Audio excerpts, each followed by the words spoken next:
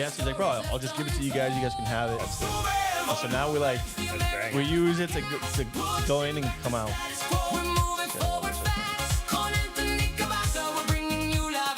That's me. I think he's doing a event with Michael Gates tonight. Yeah, he does have that. That's where our Assembly is. Okay. She's speaking at that event. Yeah. We're meeting up with him next Wednesday. Apparently, Alex was in LA, and he was like, LA traffic is on. That's so funny. I wonder what, dude, do you know Alex well enough? No. He's in LA, maybe. I mean, I don't know. Yeah, me either. You know Alex the Lord? We can keep it going. Oh, it's exactly 8. He says he's here right now. Let everyone get in here. 1 minute in. Oh, we can bring it in. I don't know where he's at.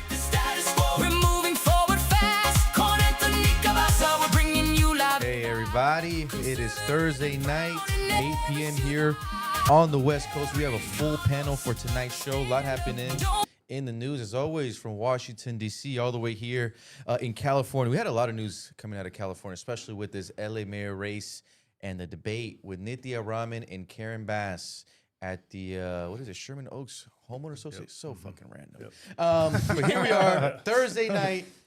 The homeless encampment's still going here in the great Los Angeles, but we have a rocket show. We also have a special guest in the building kicking it off Thursday night. Mr. Cabasa, we got your son in the building. Let's go. Yes, sir. What's up, everyone? Welcome back to another Americanos Podcast. It is Thursday, August 20th, year of our Lord 2026. We've got a great show for you guys tonight. We're going to be talking about all sorts of, dude, J.D. Vance. That one just kind of shocked me. J.D. Vance apparently is out there fundraising with Tucker Carlson's main guy. We're going to jump into that. But if you guys follow me on social media, I go by @Inform with Anthony. Just excited to have you guys. Haley. Hi, guys. I'm back. Haley Gomez. Hi. Investigative reporter in California for the Lincoln Media Foundation and Daily Signal. Let's go. We got our special guest, Derek, in the building. Derek, welcome.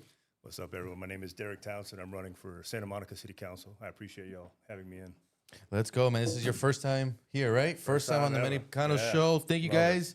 And thank you, everyone, joining the chat. 8:02. We're just getting started. We're going to rock all the way to 10 p.m. Thank you, everyone, joining. Last couple of weeks, the chat has been really great, lively. Thank you, everyone who's donated on the super chat, subscribing. If you can, guys, join the conversation below. Join the chat. Let us know what you think. We'll be live streaming. If you want to ask Derek a question about his city council run in Santa Monica, feel free to ask in the chat. And that's actually where we're going to start off, guys. LA City Council yesterday making the news, making the rounds. The City Council is officially rescinding the anti-camping bans in 12 locations in Los Angeles. This is including Great, Echo Park, Silver Lake, and Hollywood. This news came yesterday thanks to our great Supreme Leader, Councilman Hugo Soto Martinez, to remove 12 anti-camping zones in the Hollywood area. The vote, guys, came in 10-3. Council members Tracy Park, Monica Rodriguez, and Padilla all opposed it. Tracy Park has been very loud against this. Once again, this is something that we absolutely love. Mr. Derek, we can actually start off with you. Just your reaction to this latest. This came Wednesday, and I know that your run and on your campaign, you've been speaking a lot about the homeless issue in Santa Monica. Yep. Yeah, I know we're seeing quite a bit coming into Santa Monica and the transients who come in off the train, off the metro. And I think Tracy Park said something really good the other day, and she said we could be compassionate without giving up our public spaces. And I think that's what we're seeing a lot in Santa Monica is every Saturday I walk our beach, and there's about 80 people in sleeping bags on our beach. And I'm talking about just spread across. So everyone who comes into Santa Monica, everyone who walks in the morning and gets coffee sees that and sees that we're not taking care of these people. And they're leaving trash everywhere. So, I mean, this is going to go into exactly what's going to happen to all of these places as well. Anthony, reaction to this one, Wednesday news. I'm a little bit shocked that Nithya Raman did not abstain from this because it's like, dude, what do imagine running a campaign and you're like, yeah, we're getting rid of homelessness. And then, like, your very next move after your debate with Karen Bass is like, I'm voting to remove this. And like their logic is like, well, it wasn't really working, so let's just go ahead and remove them. So to me, it's just it's like, dude, you're shooting yourself in the foot. But unfortunately, that's just like how Democratic voters are. They're not even paying attention to this kind of stuff. They're not paying attention to who's voting for what. And I was talking to Haley like before this, and I'm like, I just hate that we're kind of boosting Karen Bass right now because unfortunately she's looking to be like the less of two evils. And so with this report, you sent it to me earlier today, and I'm like, there's no way this is real, right? Like I mean, it's like they waited for Spencer Pratt to be out of the race, and you're just like, let's just make it a shithole again. You know, then the Olympics, right? That was like another thing. So they waited for the Olympics to be over. Then not the Olympics, the World Cup. Sorry, the World Cup, which we went to a couple, and dude, it looked kind of clean out there, right? They're able to isolate the World Cup because they could do it at SoFi. And actually, who deserves credit for like Inglewood and that running clean is the mayor of Inglewood, right? Not Bass. Mayor Bass, And the Olympics is going to be a shit show, though. Well, they shift those people around. I mean, they use resources to shift people out of their normal spots, and then they don't shift them in the housing. They don't shift them in the treatment. They just shift them, and they come back. Yeah. It's like if you're using the money, go ahead and put them somewhere. You know. Yeah, and so to me, the stupidity here is like, again, you know, we cleaned up for the World Cup. Now it's just like, all right, we're just gonna let it go back. And the thing is that they're saying, well, this doesn't really solve homelessness. No. That was their why. Like the reason why we're voting to reallow homeless encampments in all these cities across LA is because it turns out that actually it didn't solve getting rid of the homelessness. And I'm just like, that was never like, imagine being so stupid like these people. Imagine thinking that in order to solve homelessness, that all you need to do is ban the homes that they have. Like, if you just ban tents, you're gonna clear up homelessness. And I'm like, dude, the whole point is like, we don't want to see them, and we don't want them just being able to camp out in front of these districts. But you know what? Hey, that's good news for you, because I think your odds in the polls just went up. I hope so. Yeah. Before you'd be surprised though. Before we get Haley's reaction, if you can, Jerry, play that Jorge Media clip that won City Council. This is Soto Martinez. This is the clip that went viral on X.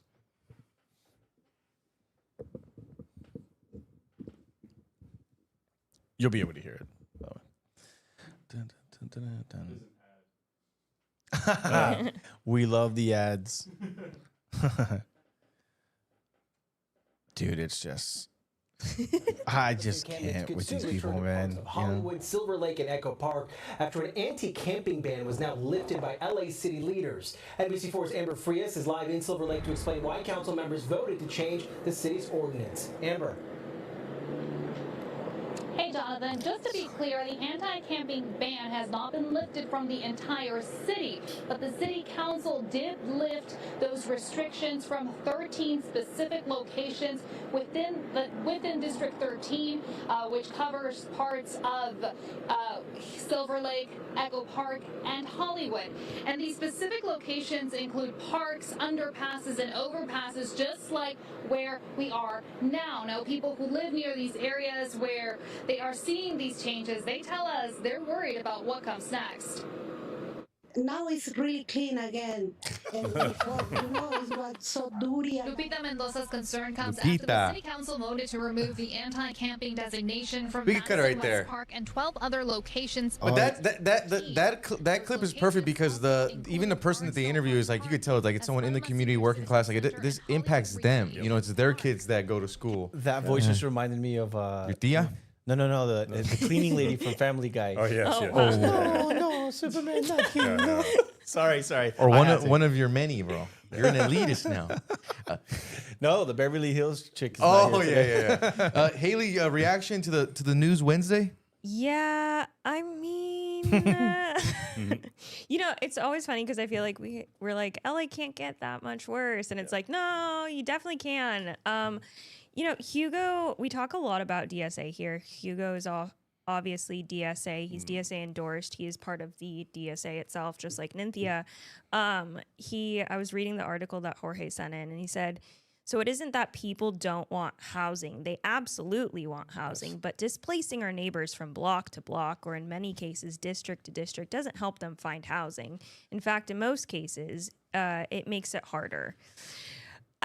I literally just don't understand if these people don't go down and like really glimpse homelessness for themselves. Like it's just like it's a disconnect from their actual constituents and what they suffer from. And I think it's really like at the disadvantage of the constituents, because it's like when we had Joey on, Joey was saying that Nithya had never been to Skid Row, which is crazy to me because it's like it's one thing for it to not be your district, but if you're running for mayor, Skid Row is one of the hot topics that everyone talks about nationally.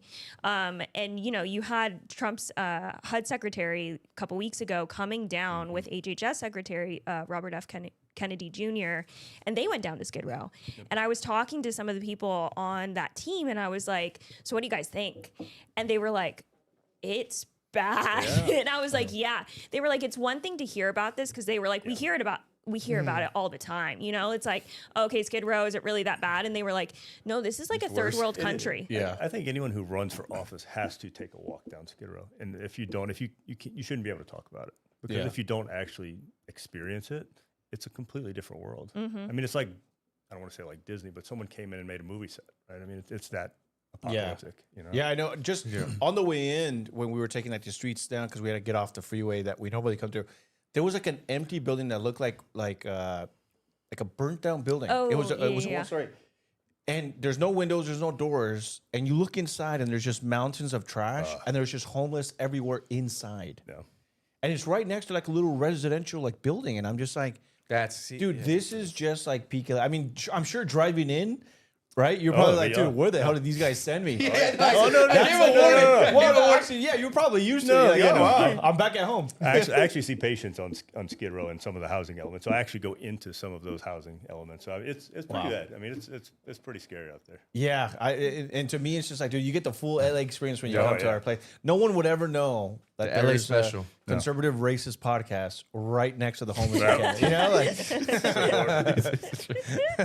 Then you get like the whole rat situation, like so what you're talking about, like with the trash, and now we're seeing that LA has this massive case of typhus, which is like it's like a ancient disease, right? But it's repopulating in LA, and it's going through all the garbage and the rats now from the Boyle Heights fire. Yeah, it's spreading again. And I mean, remember that lady that was living in the sewer, and so like the city came and like bolted the sewer, like like.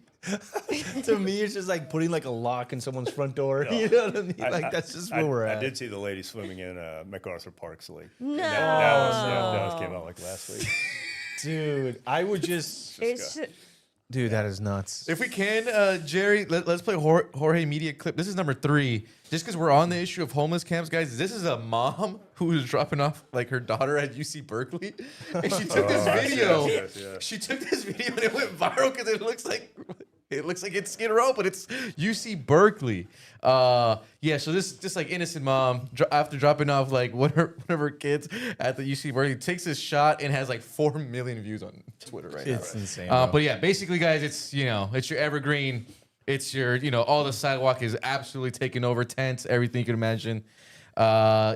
Just right on UC Berkeley. So this issue, obviously, we're talking about Southern Cal and LA City Council, but it's one that goes all the way up to Northern California. I highly recommend if you guys think Skid Row is bad, which it is, check out some of those homeless encampments in Oakland. I feel like another level in Oakland. I feel like it'd be so easy to become an influencer in Los Angeles. You can move out here, no matter what you want to do, just like shoot a bunch of like homeless video. You're gonna make a lot of money on social media because they're just all gonna go viral. It's just like 4 million views, 5 million views. There's literally pages called like Street People of Los Angeles, Street People of Santa Monica, Street People of Inglewood. Yep. And these pages have like close to 1 million followers. And it's just every video is just, I saw one today. I couldn't believe it. I've never seen for me to be blown away by the ingenuity of the homeless people community. I'm not shocked easily, but it was under an underpass, and it's like on a median. The house is attached to the top of the bridge. Wow. And the only way to get into... That's very creative. Yes, the only way is they have a ladder that they bring up with them so no one else can get up there. Treehouse.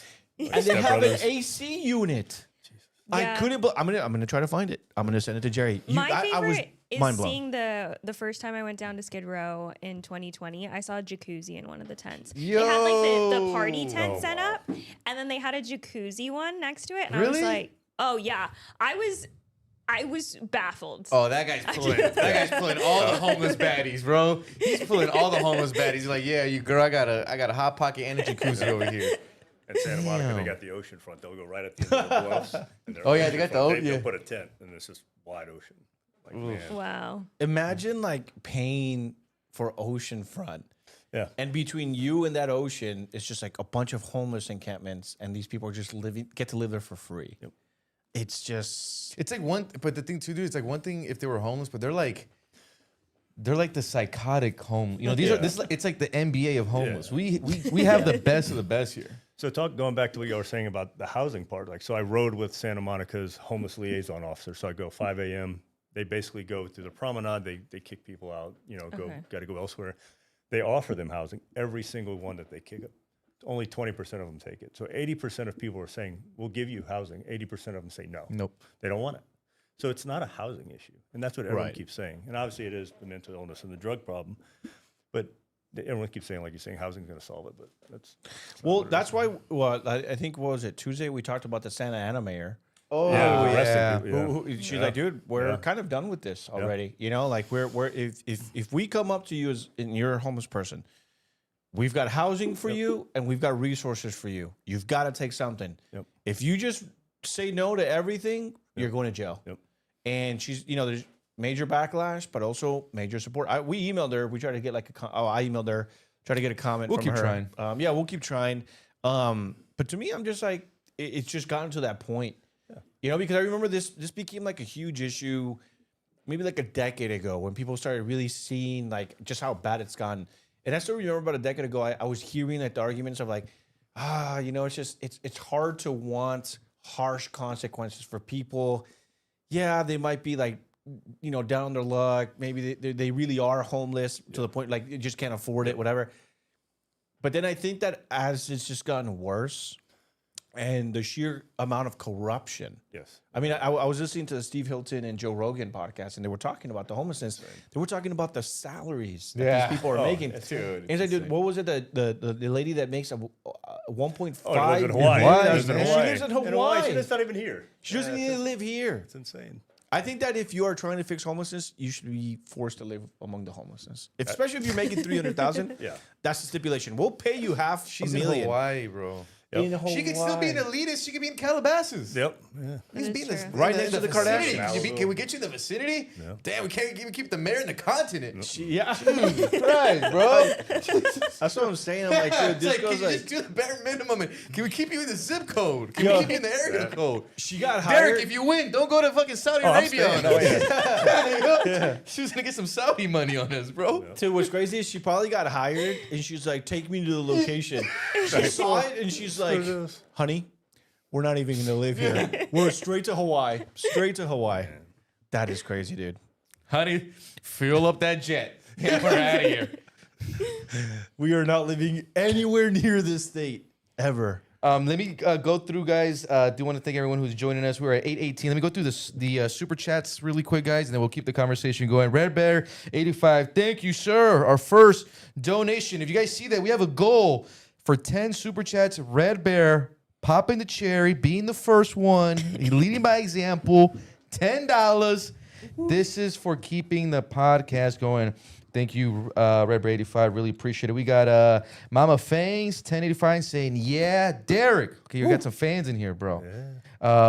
Yeah, guys, we got Derek in the building. If you guys want to ask him anything, he's running for City Council in Santa Monica. Gordo Time says, hey, Jorge, are you looking for any investors for your documentary? I consider signing on as an EP. Ooh, that's interesting. Actually, DM me, bro. I know that guy Oh, you know him? personally. Yeah, I think I might have his email. I can Tell him connect to you guys. message us. Yeah, We're always working. We're always working. We got Tyler Wolf in the building saying, what up, chat? What's up, guys? What's up? Boom, boom. Let's raise the volume. We got that. Okay. Thank you, guys.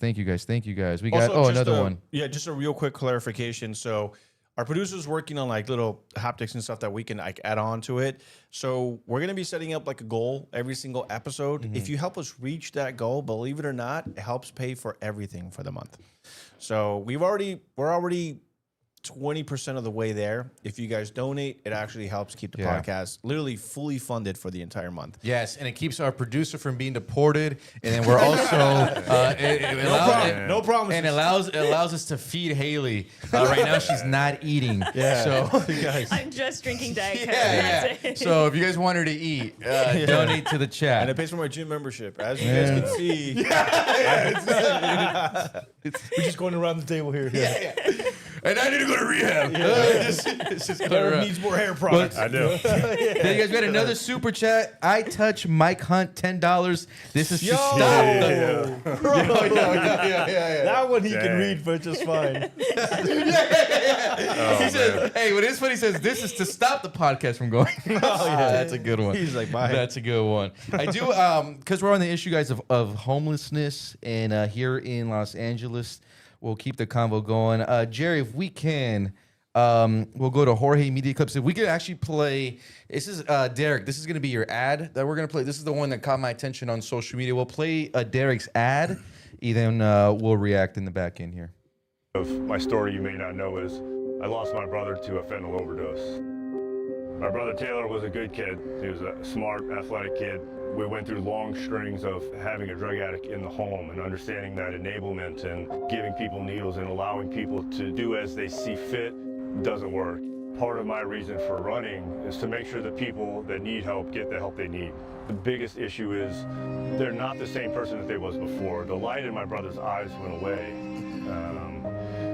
He was no longer himself. So when we see these people on the street, they're not the person.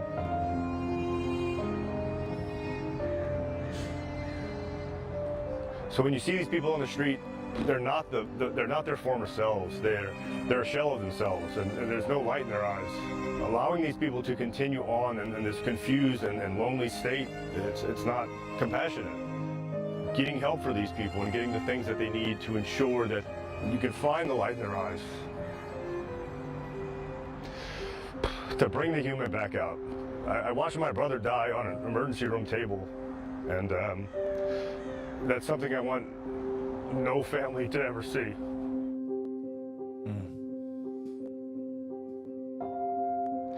That's why I'm doing this. I just want to make sure people get the help they need.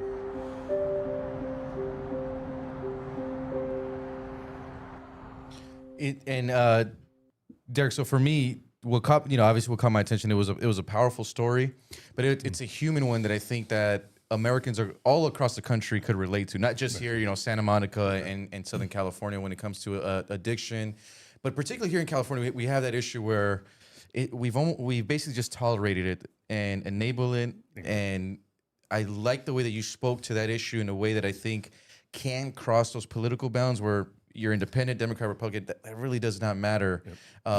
It's just an American story. So just tell me a little bit about this ad, maybe what inspired you to run and about your brother's story too. Yeah, I mean, that he is my mission, right? I mean, he is my motivation. Posting that, the amount of people that reached out from around the world, like DM was like, hey, I've been there, I've done that, I understand, thanks for sharing. It was kind of not surprising, but it was kind of...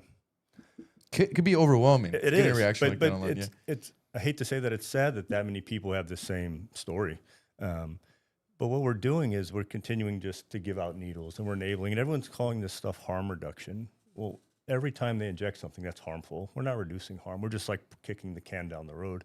If we're enabling with these needles and not having accountability, if we're not having treatment, you're just pushing everything. The inevitable down the road.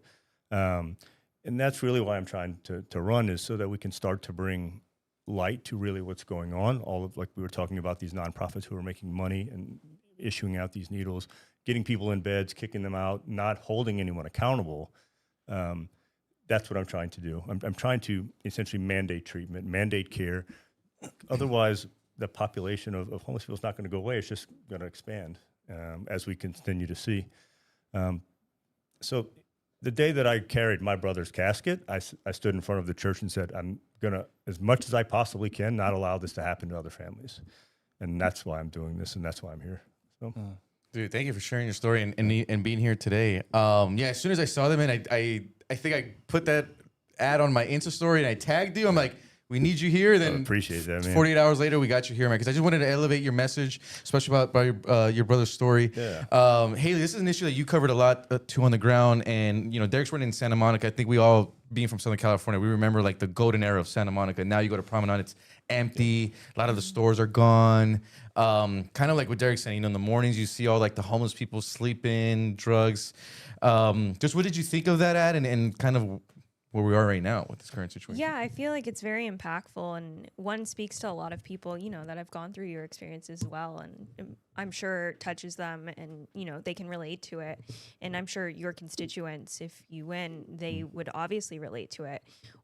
I think homelessness, it's a twofold. One, it's not only a harm to them who are homeless as well, but it's a harm to the residents that live in there as well. And so I think when you have lawmakers and people in office that hold this office and don't take this issue very seriously, we have an administration right now in California that touts a decrease. And it baffles me because it's like, where is the decrease? And the housing first initiatives just don't work. And I've gone down, multiple times to Skid Row. Some of my background work is working down on Skid Row with sources who live down there, who have experienced this, and who know the community extremely well. And a lot of them talk about how harm reduction is really just an incentive for people to do drugs. And there is no pushback from the Bass administration. There has been no pushback, and they feel every time that they've tried to talk to Bass officials when they do community outreach, they never get heard because they're like, hey, we are trying to get sober. We are trying to live a clean life, and you guys aren't doing anything, one, about the drug dealers outside of the housing, but two, about the people in the housing that are causing a havoc. Yeah, so when I do home care and Skid Row, so I go to some of these housing elements, and so I'll see, so the elderly are the most susceptible to becoming homeless, especially in Santa Monica and LA, and these are completely sober elderly individuals. Sometimes they get placed in some of these housing first low income places. So some of these older patients that I go see they have 5 locks on their door because the people that are next to them, they're staying in the same building as some of these people who just got off the street who still may be actively using drugs. So the housing first aspect is a complete failure because anyone who's trying to become sober in that housing element has drugs accessible to them. It doesn't help anyone. It's not safe for the people who can't protect themselves. It's a complete failure, 100%. What was your reaction? Anthony, I know, you're a father, but, you've been a member of the community a long time. We kind of seen LA go downhill. But I know you've spoken about this issue, particularly with your family members too. Yeah, I actually didn't know that part of your story, man. And I'm actually one of those people, like, kind of in the same shoes because my brother's homeless and he's been addicted to fentanyl and drugs for a long time and been in ICU multiple times. To the point where the doctor's like, yeah, man, it's just better that you call your family from outside the state, say your goodbyes. And by the grace of God, he was able to kind of scrape by. And then it's like, they get better and then right back out there. And this is such a personal issue for me for the same reasons as you. Unfortunately, you lost your brother. We still have ours. But I know that every day it's just, like another cut. And, it's personal because I understand how easy it is, like the access that they have to just be able to get everything they need, everything they want, the laws that are passed to make it easy for petty theft to just grab the things you need. I understand how much money they can apply for as well. I think it's like $823, something like that they get for free from the government for being homeless. And so when you create this small ecosystem for these people, they can go to ICU and be like, I can just go right back out, because I don't have to worry about actually like dying because I'm homeless or dying because I don't have money. It's gotten to the point where they don't even have to beg in the corners anymore, and I understand how they take care of each other. I understand, again, it's a whole ecosystem. and I understand it so well, and I know what it's like to not hear from your family member for months.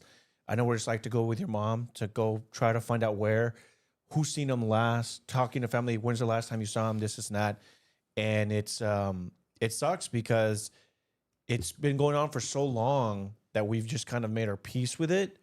And it's just sad to say because it's like, dude, my brother was like my best friend growing up, you know, and he was so artistic. He was so he was like, he knew how to play the drums. He was just very, very artistic guy. And you know, with me, I was just like, man, I wish I got a little bit of that artist side from him. Excellent drummer. Things just came naturally to him. He was just very full of life and stuff. And to kind of see how the addiction, and so that's why, like, when I have these conversations with people, they're like, no, we need to leave him out there. I'm like, dude, that's my brother, man. You know what I mean? Like, I love this guy more than life. And it gets to the point of, like, you know, we've tried everything. Like, I don't know how hard you and I'm sure you did. You don't have to share, but we've done everything. Like getting other homeless people. Like, dude, can I call you? Because you seem to keep your phone, but my brother keeps selling it. You know, like anything. You know, they got a street name. They got a time you can see them, a time you can't. You know, all this stuff. They've got a whole system set up, and it's just. And the thing is, I do have family members that work at these clinics where they pass out the stuff. And so they're the ones that actually tell me, like, hey, I saw your brother because I gave him like the clean stuff, you know? And I've never known how to feel about that because I have a family member that's suffering with it. And then I got family members that work for those nonprofits handing out the stuff. And so I kind of see both sides. I kind of see like, I would rather, and it sucks to even say it like that, but it's like, I would rather my brother use something clean than find out that he used like a dirty needle or something like that and something happened. And so it's not something I talk about much, man, but like just the fact that you're sitting here and you're like, I'm like reading your story. I didn't even know that. And I'm sorry you lost your brother, man. And it just really hit me. And it's weird because we're talking about like, oh, this probably impacted a lot of people. And I'm like, dude, I'm one person away. That's right. Like I'm right here. Like I'm the person you impacted. And so to me, even like Spencer Pratt, when he ran, that was such a personal race for me because it's like, dude, we need to get him out of there. And to me, it's like, you know, I had family and stuff like that. They're like, but look at the way he talks about them. I'm like, dude, but that's literally what they are. They're literally zombies. Yeah. You know, and it's like, to me, it's like, I'd rather have someone like Spencer Pratt that calls them zombies, but can help when he wins, than have someone like Nithya Raman or Karen Bass say like, oh, they're just down on their luck, but continue to enable them, you know? And so, damn, bro, it's just such a, and the thing is, I know so many influencers, even like in Orange County, Los Angeles, a lot of them share the same story. My brother, my sister, my cousin.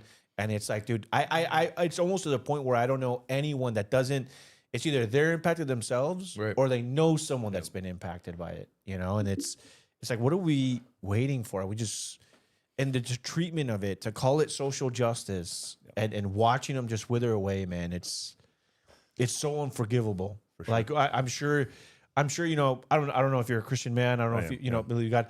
It's like we're taught to forgive, but it's like if they're not sorry about it, it's hard to forgive these people for it, you know, because it's like, dude, that's my blood, bro, you know, and you've done this to them.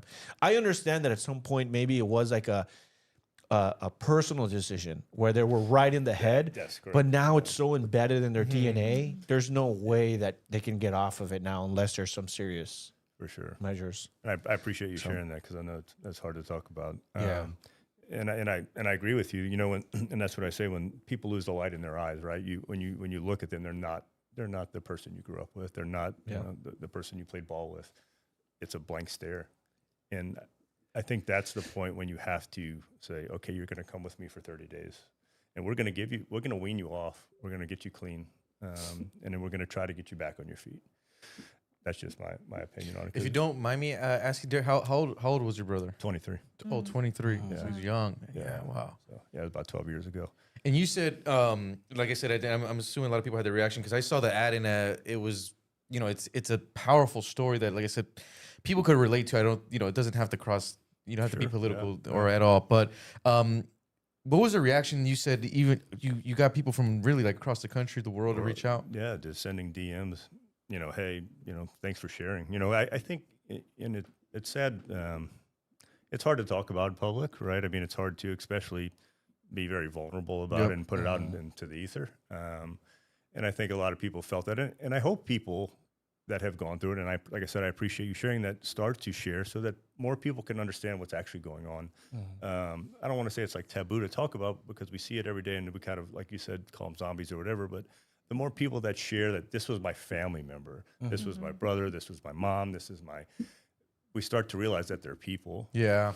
And then maybe people start thinking, well, if that was my brother or my sister or whoever, I would go and make sure that obviously they have clean stuff, but I want to get them off. I want to get them work programs. I want to get them back on their feet. I'll get them in the housing. I'll do that. But I think you have to personalize, If you remember, Haley, the episode we did with Joey, where I forgot the exact story, but where Joey, something with a dog and I think it was a woman or older woman, where he took a picture of her. Yeah. He posted on social media. Remember, he had someone actually reach out and say, "Hey, that's my mom. Can you take the picture down?" Yeah.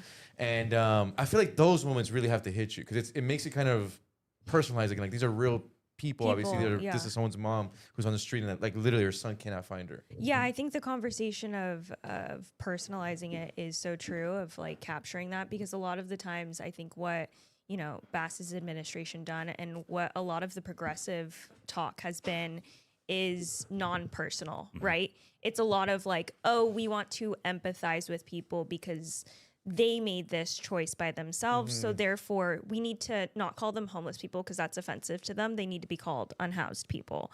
And it's this conversation of they're just talked as them and not individuals, of what their lives were like and how they were actually before.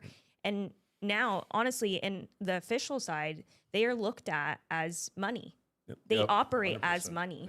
And money and a vote. A money and a vote. And I told Jorge this, when I had made my source down on Skid Row, one of the reasons why I wanted to talk to him, because he was calling out an official when we were in a lawsuit about losses numbers, and he was talking to one of the officials sitting next to me, and he was like, "You are a poverty pimp. That is what you are."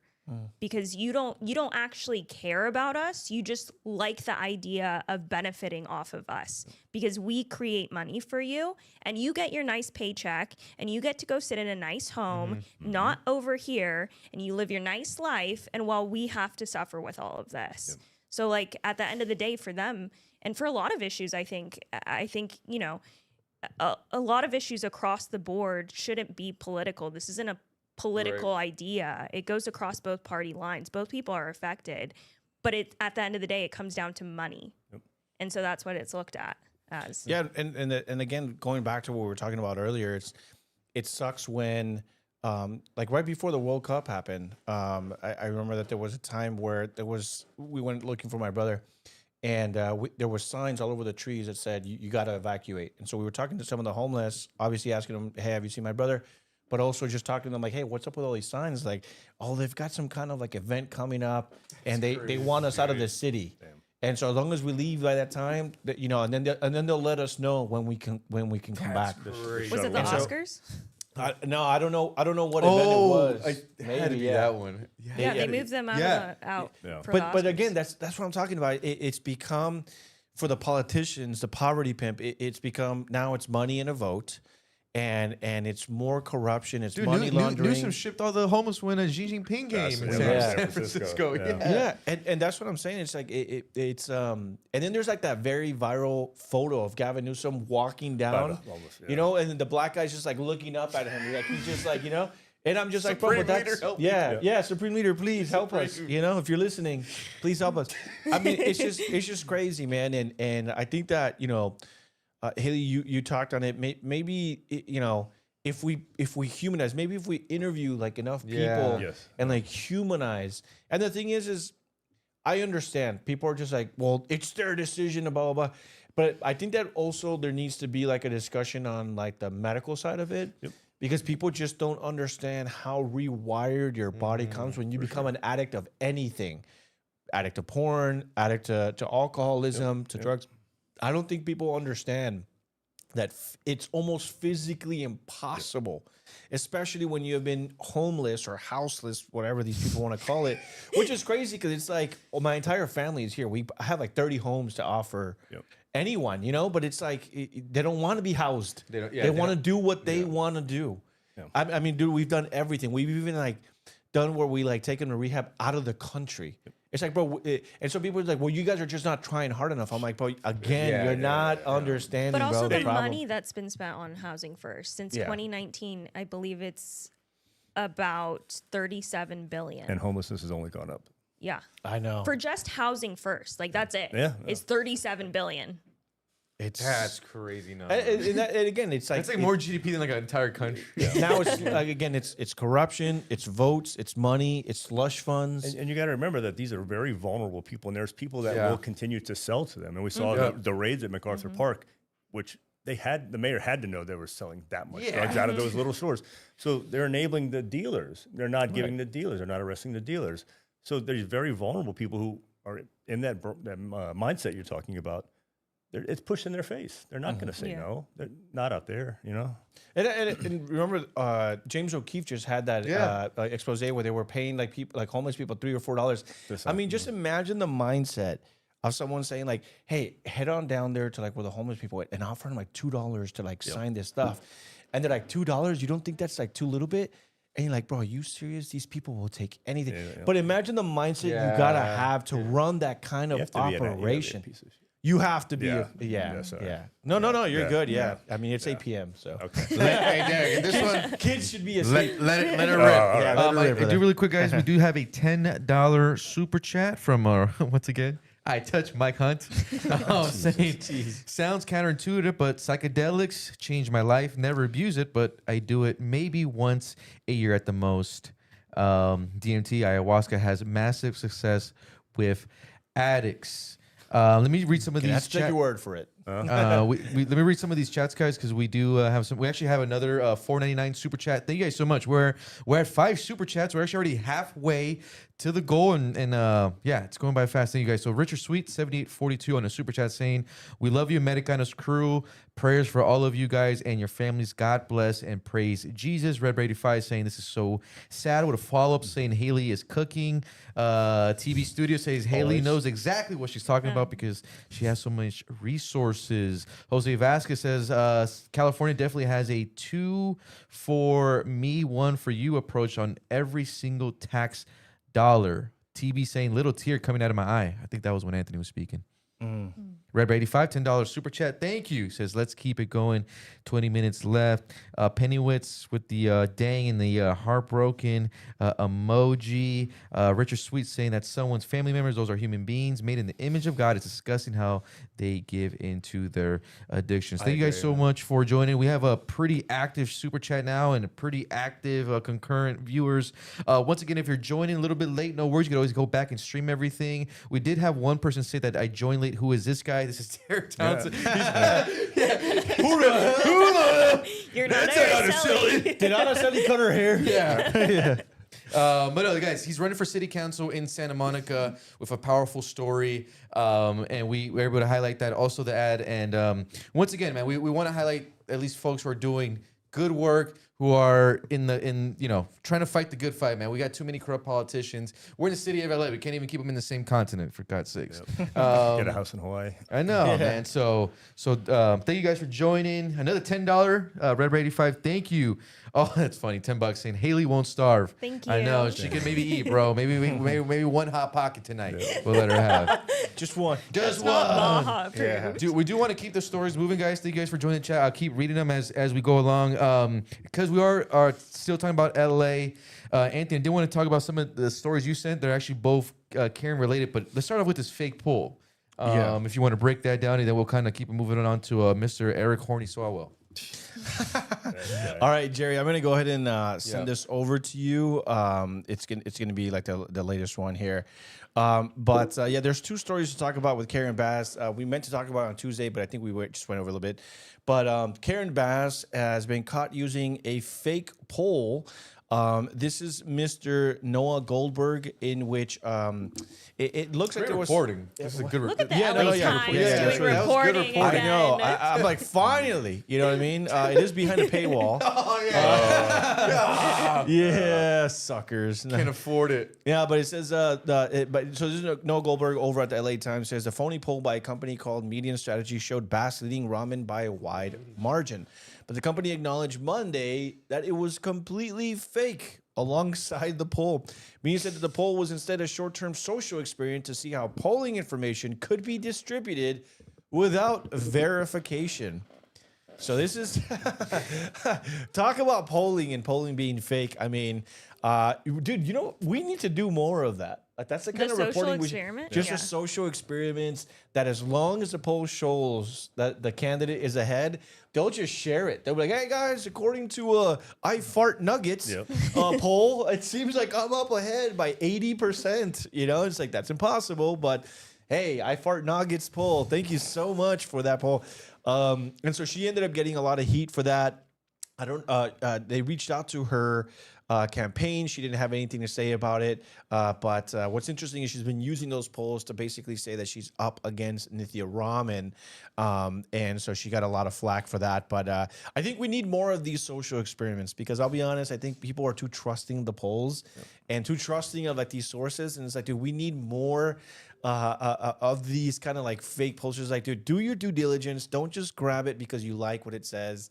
You need to be doing the hard work to make sure that your team, at least, I mean, dude, Karen Bass is the incumbent. You've got to have people on taxpayer money, you know, that are actually doing the research on this. And then the second one, and I don't know if you want to go to like the reactions on that from the panel, is that the city will match. And actually, Haley, I was talking to you about that. Oh, yeah. But this is actually, we'll play that video. Yeah. Let me go ahead and get it over to Senior Jerry. Which his deportation money has not been donated yet. So if we don't get it in the next 4 minutes, Jerry's we on a one-way flight to Guatemala. one-way flight to wherever godforsaken third world country he's from. No, but this is Karen Bass, and this is kind of something that raised a lot of questions, especially campaign finance. This was a tweet, and we'll let you guys listen to the video here shortly. When you donate to our campaign, the city can match your donation 6 to 1. If you donate $5, the city turns it into 30. The city just magically turns it into 30. It reminds me of like a magic trick, you know? Like, oh, you see $1? Boom, now it's $5. And now she's saying that if you donate $5 to a campaign, the city will turn it into $35. Our campaign is powered by you. Raising a lot of questions. Mr. Jerry, take it away. Your donation to our campaign is more critical right now than ever before. Let me explain. Thanks to LA's Supermatch program, every qualified donation from Los Angeles residents is matched 6 to 1 by the city. But after the primary, we had to start over from scratch.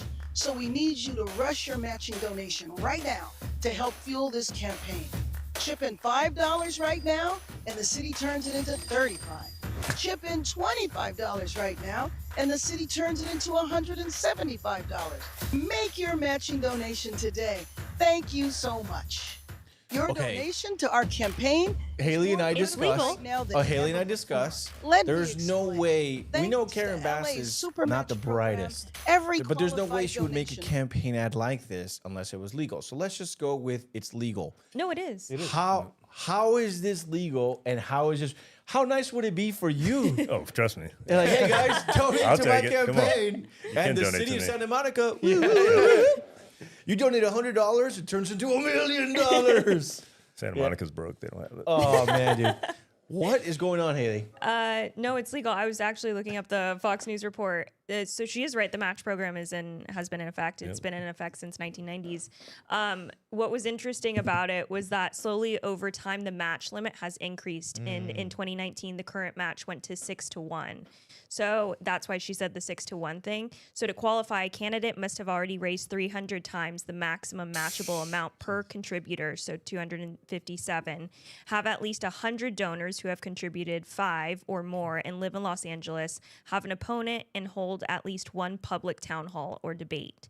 All match donations must come from Angelenos. But does it? Where's the fund But come does from? it? Is it a general fund? Like, where does it come from? Yeah, exactly. Where does it come Where, from? like, It must come from a general fund. The The maximum. homeless I mean, we got industrial potholes. complex. Yes, I mean, they got things to fix here. Yeah, you would think. Yeah. The maximum allowable qualification donation is 257, which after the taxpayer funded 6-to-1 match becomes 1,799. The total cap on match donations is just over 1.5 million in the general election. What? So in theory, you're all donating to Bass because your tax Yeah. money's going in. Oh my. Okay, So even if you don't like Bass, Yeah, your money's going to her.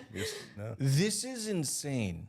This is so insane. So now we've got union money going to Karen Bass. Now we've got the morons donating to her. But now the city has to fork over $1.5 million in taxpayer match donations. Okay, is this only for elected officials or for any candidate? it's for candidates, I believe. Yeah, qualified mayoral candidates. I So hate it if here, I Bob. was in DSA, I hate it if here. I was in DSA, I would be all over this, being like, "This is a ripoff. Your taxpayer dollars are going very into true. Bass." Like, not giving them ideas, but like that, I Yeah, would right? run. Yeah. I would hound the shit out of this, being like, even if you don't like Bass, your money is still going towards her. that could The win, bro. socialists are all wealthy, though. All of them. Yeah. Somebody that's did Sognick. He posted a really good video about. He's like, have you ever realized that all communists are nepo babies? Yeah. and he went The Zorro all guy, the Zorro guy. Yeah, he went all the way back to Karl Marx about how he was like a wealthy kid of like some lawyer. And I actually remember reading a little Always bit. rich, bro. Very propped up. Yeah. Highly educated. Degenerates. I know, even that DSA co-chair out of New York City. Oh, yeah. Where he was talking about that if your bodega can't survive, a government-funded bodega, and maybe you shouldn't have a business. Now, I think I don't know if it was a New York Post, but they did an expose on who that guy was. They went to the neighborhood that he grew up in the 1.5 million home that his parents owned for him. Yeah. And I'm That's just really like, nice. dude, what is going on? Like, the richer you get, the stupider you get. Like, what's going on? Like, do rich people just have stupid children? What's going on? I mean, I call the DSA the degenerate, spoiled a-holes. Well, it's just sad because all of the leaders, right, the leaders of the DSA are usually very wealthy, or they come from a very wealthy family, and so they pretty much grew up not having to do anything and work. So now they're now that they have to go to work, maybe they're like, well, I don't want to work. They're just spoiled. They're just degenerates. And now they're selling a bill of goods that a lot of people who probably are really upset about how the economy is, and that's fair that people feel that way, but they're selling this whole aspect that's not going to work in their favor. It's just a mess. It's Jorge. What do you think about all this? We How do you feel like your taxpayer money is just automatically going to Mayor Bass? Oh yeah, that's the worst. I love it. I feel like we're in this tough spot between Bass and Ramen. What's interesting to me is actually after they debated, seeing how the media is picking a side. So like California Post was obviously conservative. We like California Post here. They're like Big stands. They're like Team Bass. They're like, Bass killed it at the debate. And Ramen, it sucked. And I'm like, And then LA Times is like, Ramen's queen. She slayed. and Bass sucks. So it's interesting to already see that. We're really, this is going to be brutal. I think this is an unforced error by Bass. And then I don't know if you want to pull it up, Anthony, that video, but she also did that one about the whole potholes of, hey, you just text. And there was an influencer that kind of exposed her. And then she made a video. Then Bass did a video of like, hey, we couldn't fix it because there's a car here. Then everyone was roasting her like, she did make a video of saying we can't solve the problem. You know? So it's just, I feel like she's making these unforced errors. And I think some of these older like candidates, like a Bass, they're trying to run the Madami playbook when it's like, you're not him. You're not charismatic. You're corporate dem, you know, like you speak to executives. You don't even know how to connect to like a regular Angelino. So the video that I was trying to pull up, I can't find it right now, but I don't know if you guys saw the video of pre-debate, the people that showed up to support. You got but one of my friends has it. I couldn't find it, but basically all the Nithya Ramen supporters are union labor guys. There was no like regular looking people there supporting either Nithya or Karen Bass. Literally, they had a huge banner saying union, local carpenters, go Nithya.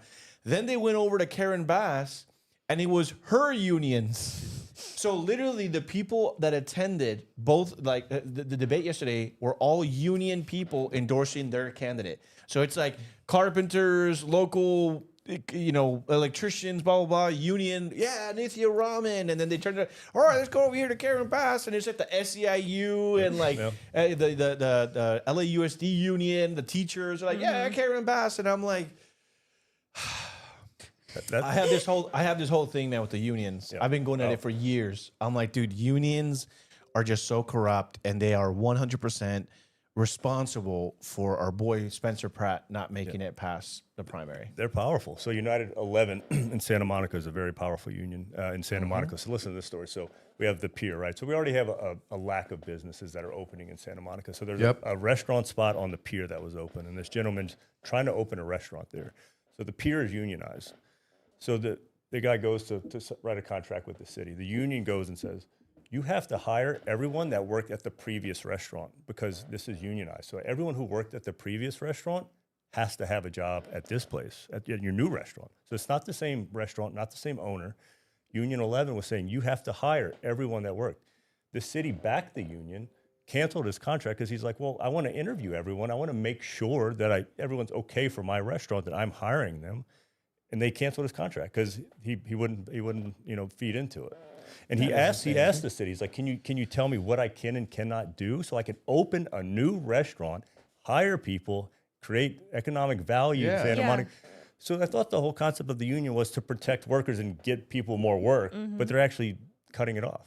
Dude, when I was looking at the, I know a couple of LAPD cops, and a lot of them hate most of them that I know, especially because I'm conservative. They're conservative cops too.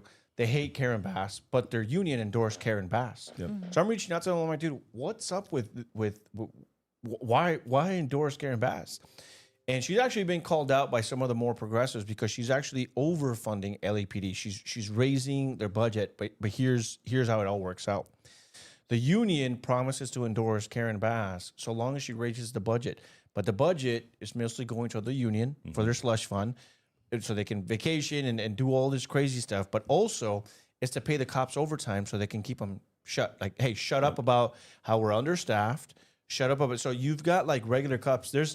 I follow a couple like progressive leftist accounts that like track LAPD and like go over like their salaries and stuff like that. All these cops, and I'm not doing this to kind of be disparaging to cops. They're making like $200,000, $300,000, $400,000. Sometimes some of the higher up guys, like the lieutenant guys, they're making like $500,000, $600,000, and it's all overtime. And it's because of the unions have struck this bargain with that. And what's crazy is I've had family members apply for LA Sheriff, LAPD, and they go through the whole process. And they're like, "Oh no, you didn't qualify for this or that." But I'm just like, that doesn't sound like a city that is like. They claim to be needing all these cops. Yeah. They claim that they're understaffed. This is not. But then, like, I have family members that are very squared away people. They might be a little bit overweight, whatever. But they're relative clean record, never done drugs, all that stuff. And they're like, dude, I didn't get hired. They said like something about this or something about that. I'm like, they're overweight. I said a little bit over. Yeah, ICE will take. ICE will take them. You know what's funny is when they got turned down for sheriffs, I told them, dude, apply for ICE. They'll pay off. Got that bonus. They'll pay off your student loan. Yeah, that's government. But you know what? But you know what's crazy is he's like, dude, I would hate to not that they would hate to be ICE. They would take it for all the incentives, but they're terrified to be found out that they're ICE agents because, especially in Los Angeles, imagine being a LA ICE. Dude, there's so many pages that are dedicated to just tracking down ICE agents and their families. So in talking with this family member, like, dude, as much as I would want to do it, trust me, I'd sign up right now.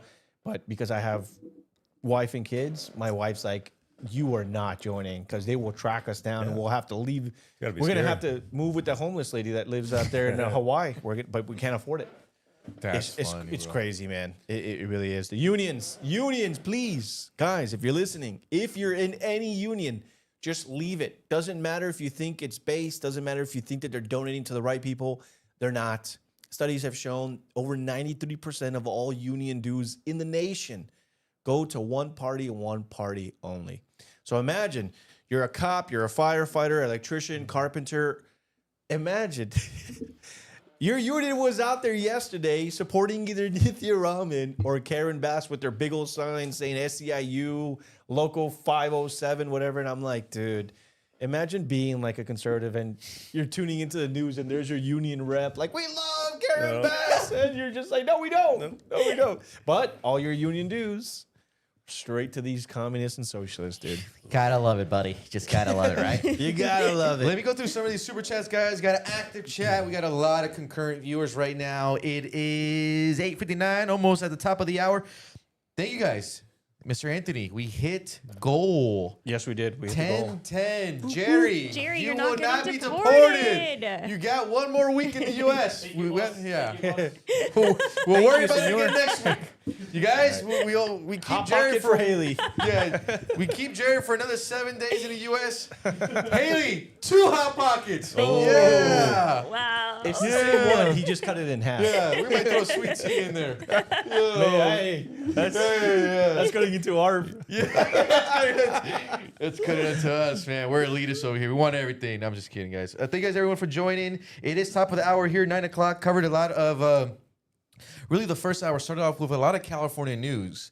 We got a lot out of Cali, especially with the homeless encampment story. That went viral. That was getting reaction from people even outside of California. Then we had the LA mayor debate and much more. We got some reaction there. Not too excited about it. Can we talk about why is the LA mayor debate at the Sherman Oaks Homeowner Association? It was weird. And then they had a cap at the live stream. It's like, Yeah, they didn't it's pay like, for guys, you guys are running for LA mayor. Stupid. But either way, we'll move on. Before we get into the more of the national headlines, we still got some headlines, guys, coming out of California that I wanted to tackle on.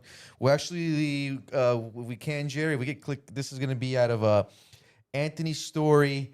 One of my favorites, Derek Chauvin, guys, is officially being raided by the FBI. This was confirmed by several news outlets. I'm going to just read a little blurb from NBC. NBC reporting that the FBI searched former Rep. Derek Chauvin, Washington, D.C. home and seized his electronic devices over the weekend in connection with an investigation into sexual misconduct allegations against him, according to a person familiar with the matter. The FBI stopped Swalwell at the San Francisco airport. Oh, they got him at the airport Saturday evening, and they took his electronic devices as part of the search warrant. The person said, according to a copy of the search warrant obtained by NBC News, investigators seized an iPhone and a MacBook Pro computer. Oh, they got the you cloud. could only imagine what's in They got those his house files. too, right? The Swalwell Yeah, files. Yeah, they His got house. They the raided Swalwell his home in, files. And Washington, it says D.C. agents searched his home in Washington, there we D.C. go. the next day. The person said, adding that both actions are related to an investigation into sexual misconduct allegations. An attorney for Swalwell did not immediately respond to requests for comment. Guys, Derek Chauvin, if you guys don't remember, was basically set to be our next governor. He was blowing everyone out of the race, the polls. No one really he was was blowing. Bang, bang, fang, fang. Yeah. Oh, he was blowing all right. Yeah. He was definitely doing some blowing. So Eric, it's crazy how life could change for him, right, guys? 90 days ago, this guy's riding high, banging Chinese spies, about to be the next governor of the Golden State, fifth largest economy in the world, and how life can flip. And now he's being searched by the FBI. Homes getting raided, landing at the SF airport, getting raided. We got his electronic devices for sexual misconduct allegations. Anthony, just any quick reactions to this story? Yeah, I mean, it fixed the headline. It's actually not FBI raids. It's actually be careful who you sleep with, because this person could come back and haunt you. And I mean, really, guys, like men especially, if you're listening right now, okay? Seriously, be careful who you sleep with, because if you ever decide to run for anything or obtain any kind of power, it could be Jover for you. Okay, it turns out that the Asian girl that you hooked up at that place, and if she was already too hot for you, bro, she's most likely either James O'Keefe or a Chinese spy. That's right. Yeah, James don't O'Keefe go out and with his tens, guys. guys. Stop. Don't go out with 10s, 9s, 8s. Settle for a good 7s. Good 7. Hard seven. Stay in your league. Good 3.5 Yeah, if she's even. too hot for you, Change thumbs it up. 3.5. I mean, dude, it's like you said. Imagine you're Eric Swalwell. You're waking up. You're like, bro, let me send some. He's about to be governor of California. Governor of California. you're the single bachelor guy. You're DMing. He would have He's all not. that. He wasn't single though. married, That's yeah. the crazy thing. Yeah. Was he though? He likes Was a little he? fun. Hey, Not a good all I'm saying is, you're waking up, you're sending your pee to like all these Snapchat chicks, whatever. Life is why good, is he so bro. horny? Yeah.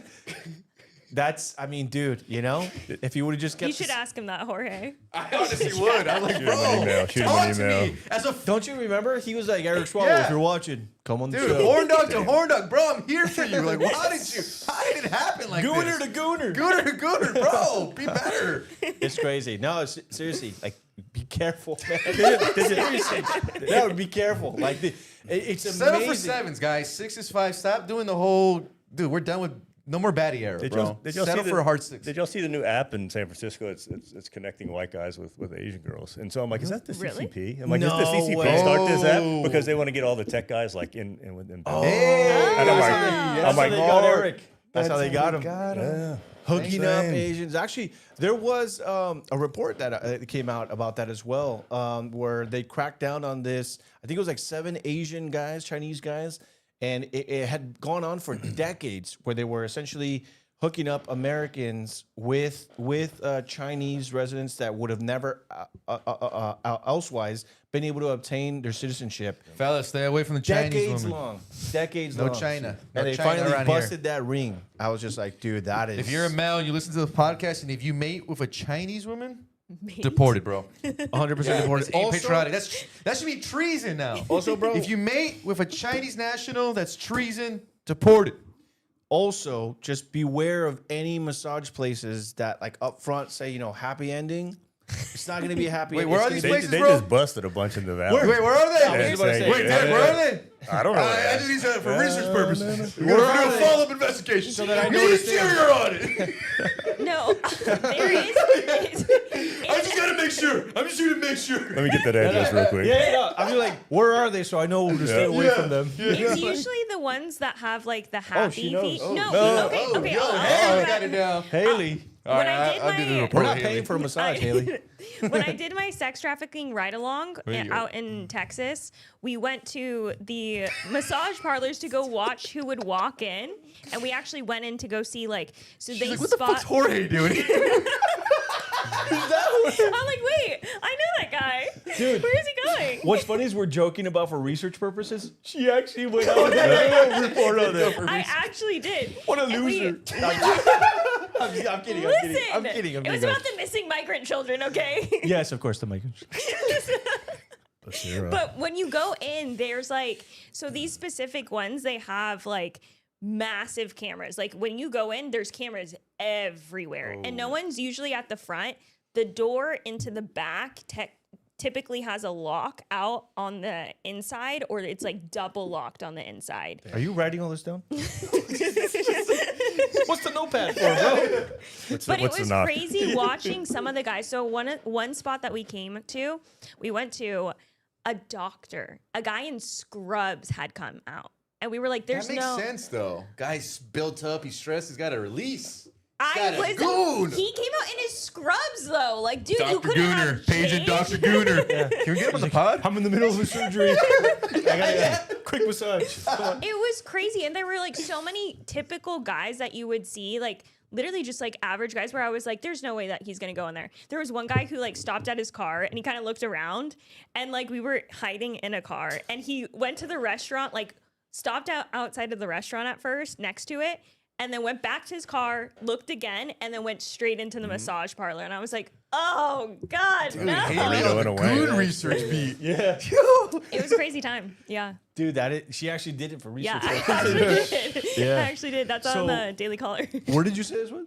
Hey, we might have to do a follow-up. We got one chat. Isaac Hernandez saying, "Bro, what the hell did I just open my phone to?" We also had that $20 donation by Ruth Ann, just putting LOL. I think she's having a good time. Oh listening. yeah. She came into the goon chat. Yeah, thank you for that 20 spot, Miss Ruth Ann. I Yeah, appreciate we you. just went from homeless 3 hour hot to pockets. goon hour. I think we're over 10, huh? No, yeah, we definitely are. Right there. Thank you guys. Latino Free Minds, buy 4 massages to get 1 free. Basically. Hey, okay. We got a wicked flirt saying Santa Clarita got busted with happy endings. Ooh, Anthony, you heard about that? I did not.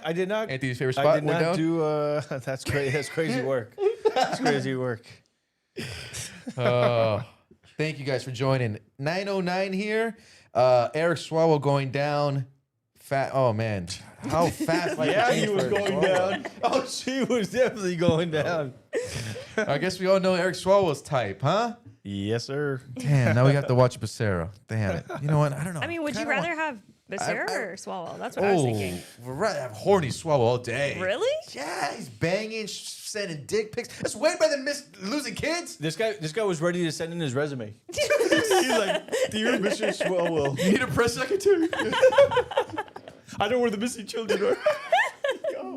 I do actually talk, since we are in a way talking about penis. I guess it's a perfect segue to Nick Shirley.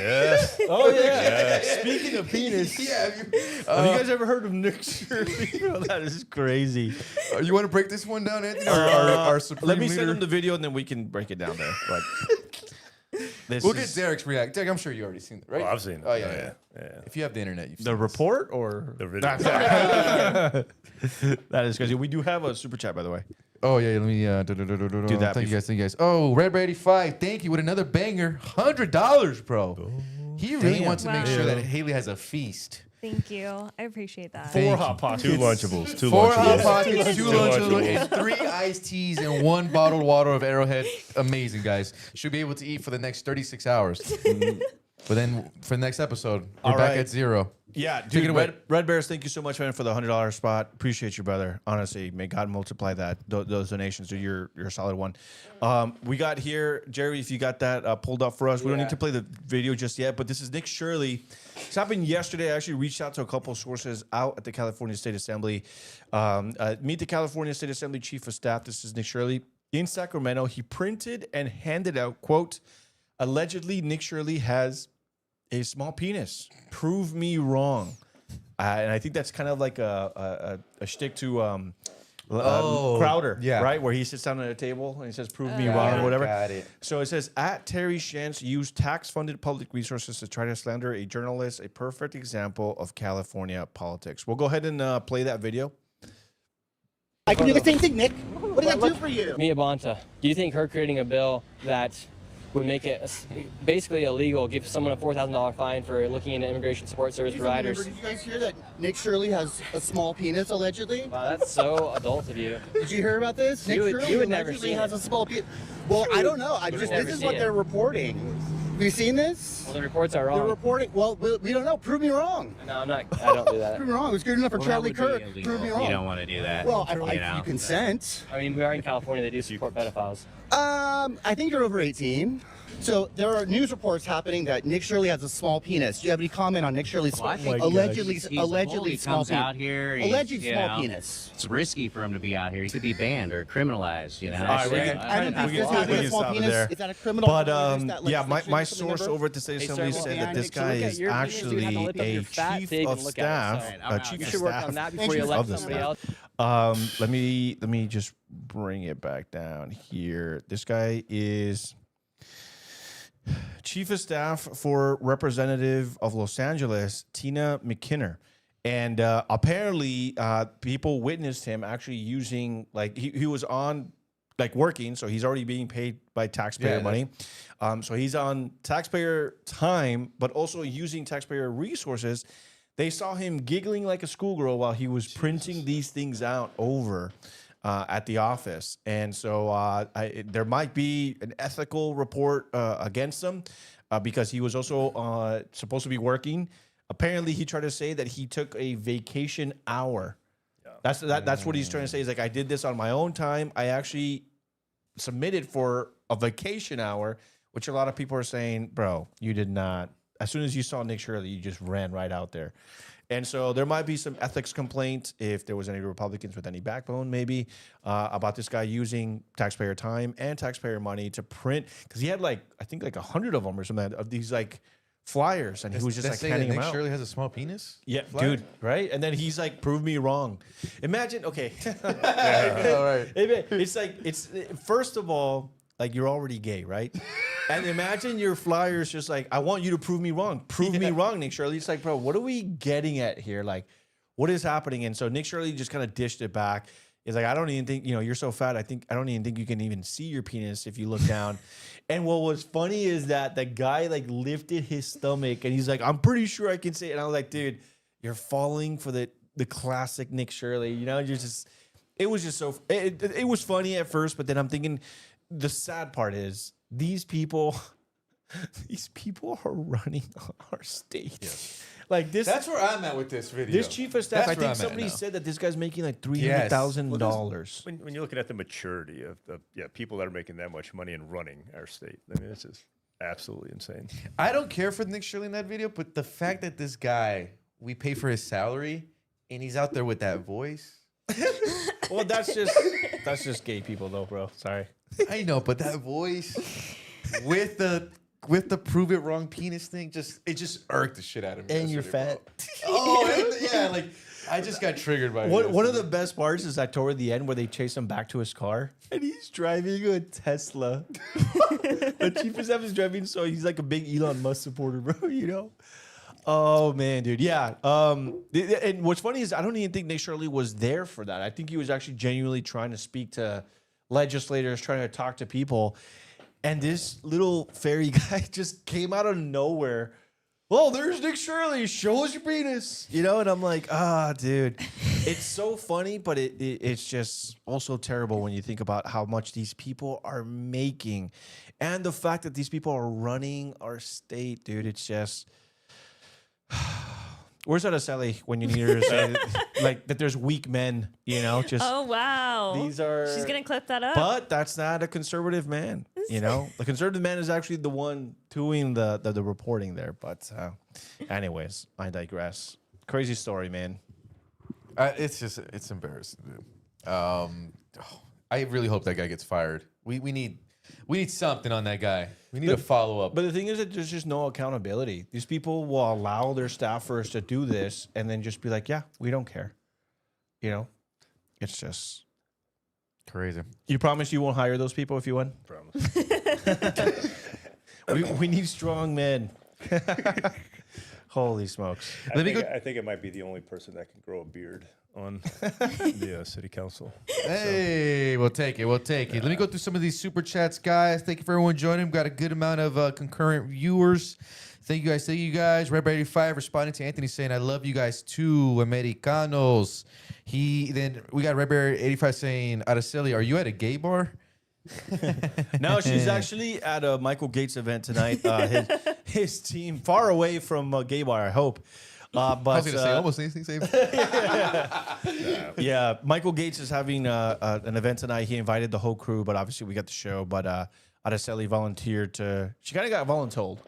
Yeah, I kind of voluntold her to go because I'm like, dude, you're a state senator. Running for state senator, you should be out there campaigning and stuff like that. So much love to our homie out there, and she was on Fox News last night. Yeah, she was. Yeah, Actually, didn't you tell me like on the flight back you saw her on TV? Yeah, yes. I was taking a flight back last night, and my editor saw her because the lady in front of her was watching Fox News, and she like took a video and zoomed in. She's like, "Hey, it's Araceli." There we go, man. I think that was her first debut. Fox News National. With Gallagher. So that was a big one.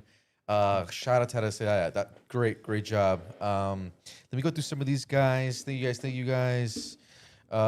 We got here Latino Free Minds. We got some great guys like Scott Bessent, treasurer, right? I mean, treasury guy.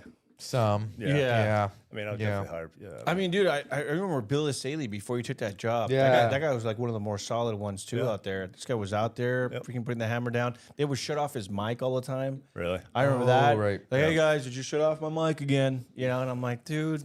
Imagine, we were talking about this problem earlier, right? Is that the fact that we have a Democratic supermajority, they can play these games. They can allow their chief of staff that's on taxpayer money to go out there and print out the Nick Shirley small penis thing. That if we had people like yourself in the state assembly where we can make it at least half 50-50, where the Democrats don't have the supermajority, I guarantee you that Democrats would be so afraid of things like this happening so close to an election. This guy would probably be fired right now. True. And there would be a statement by this legislator saying This is unbecoming of my office. This is not who I want representing me. This is not. But they have such a super majority, and they just know that the unions are behind them. They can just be like, you know. I mean, the fact that you have to know someone's that immature, right? I mean, you're in the office with them every day. Like, you have to know that. The fact that he wasn't fired prior to that, you know that he's a loose cannon, right? I mean, yeah. I mean, or that your judgment is that bad that you can't pick up on that's going to happen. I think that's really the bigger part. Like when you ask if I would hire someone like that, I'm like, it's all about maturity, right? Yeah. I mean, hire anyone that'll take the job and do it right.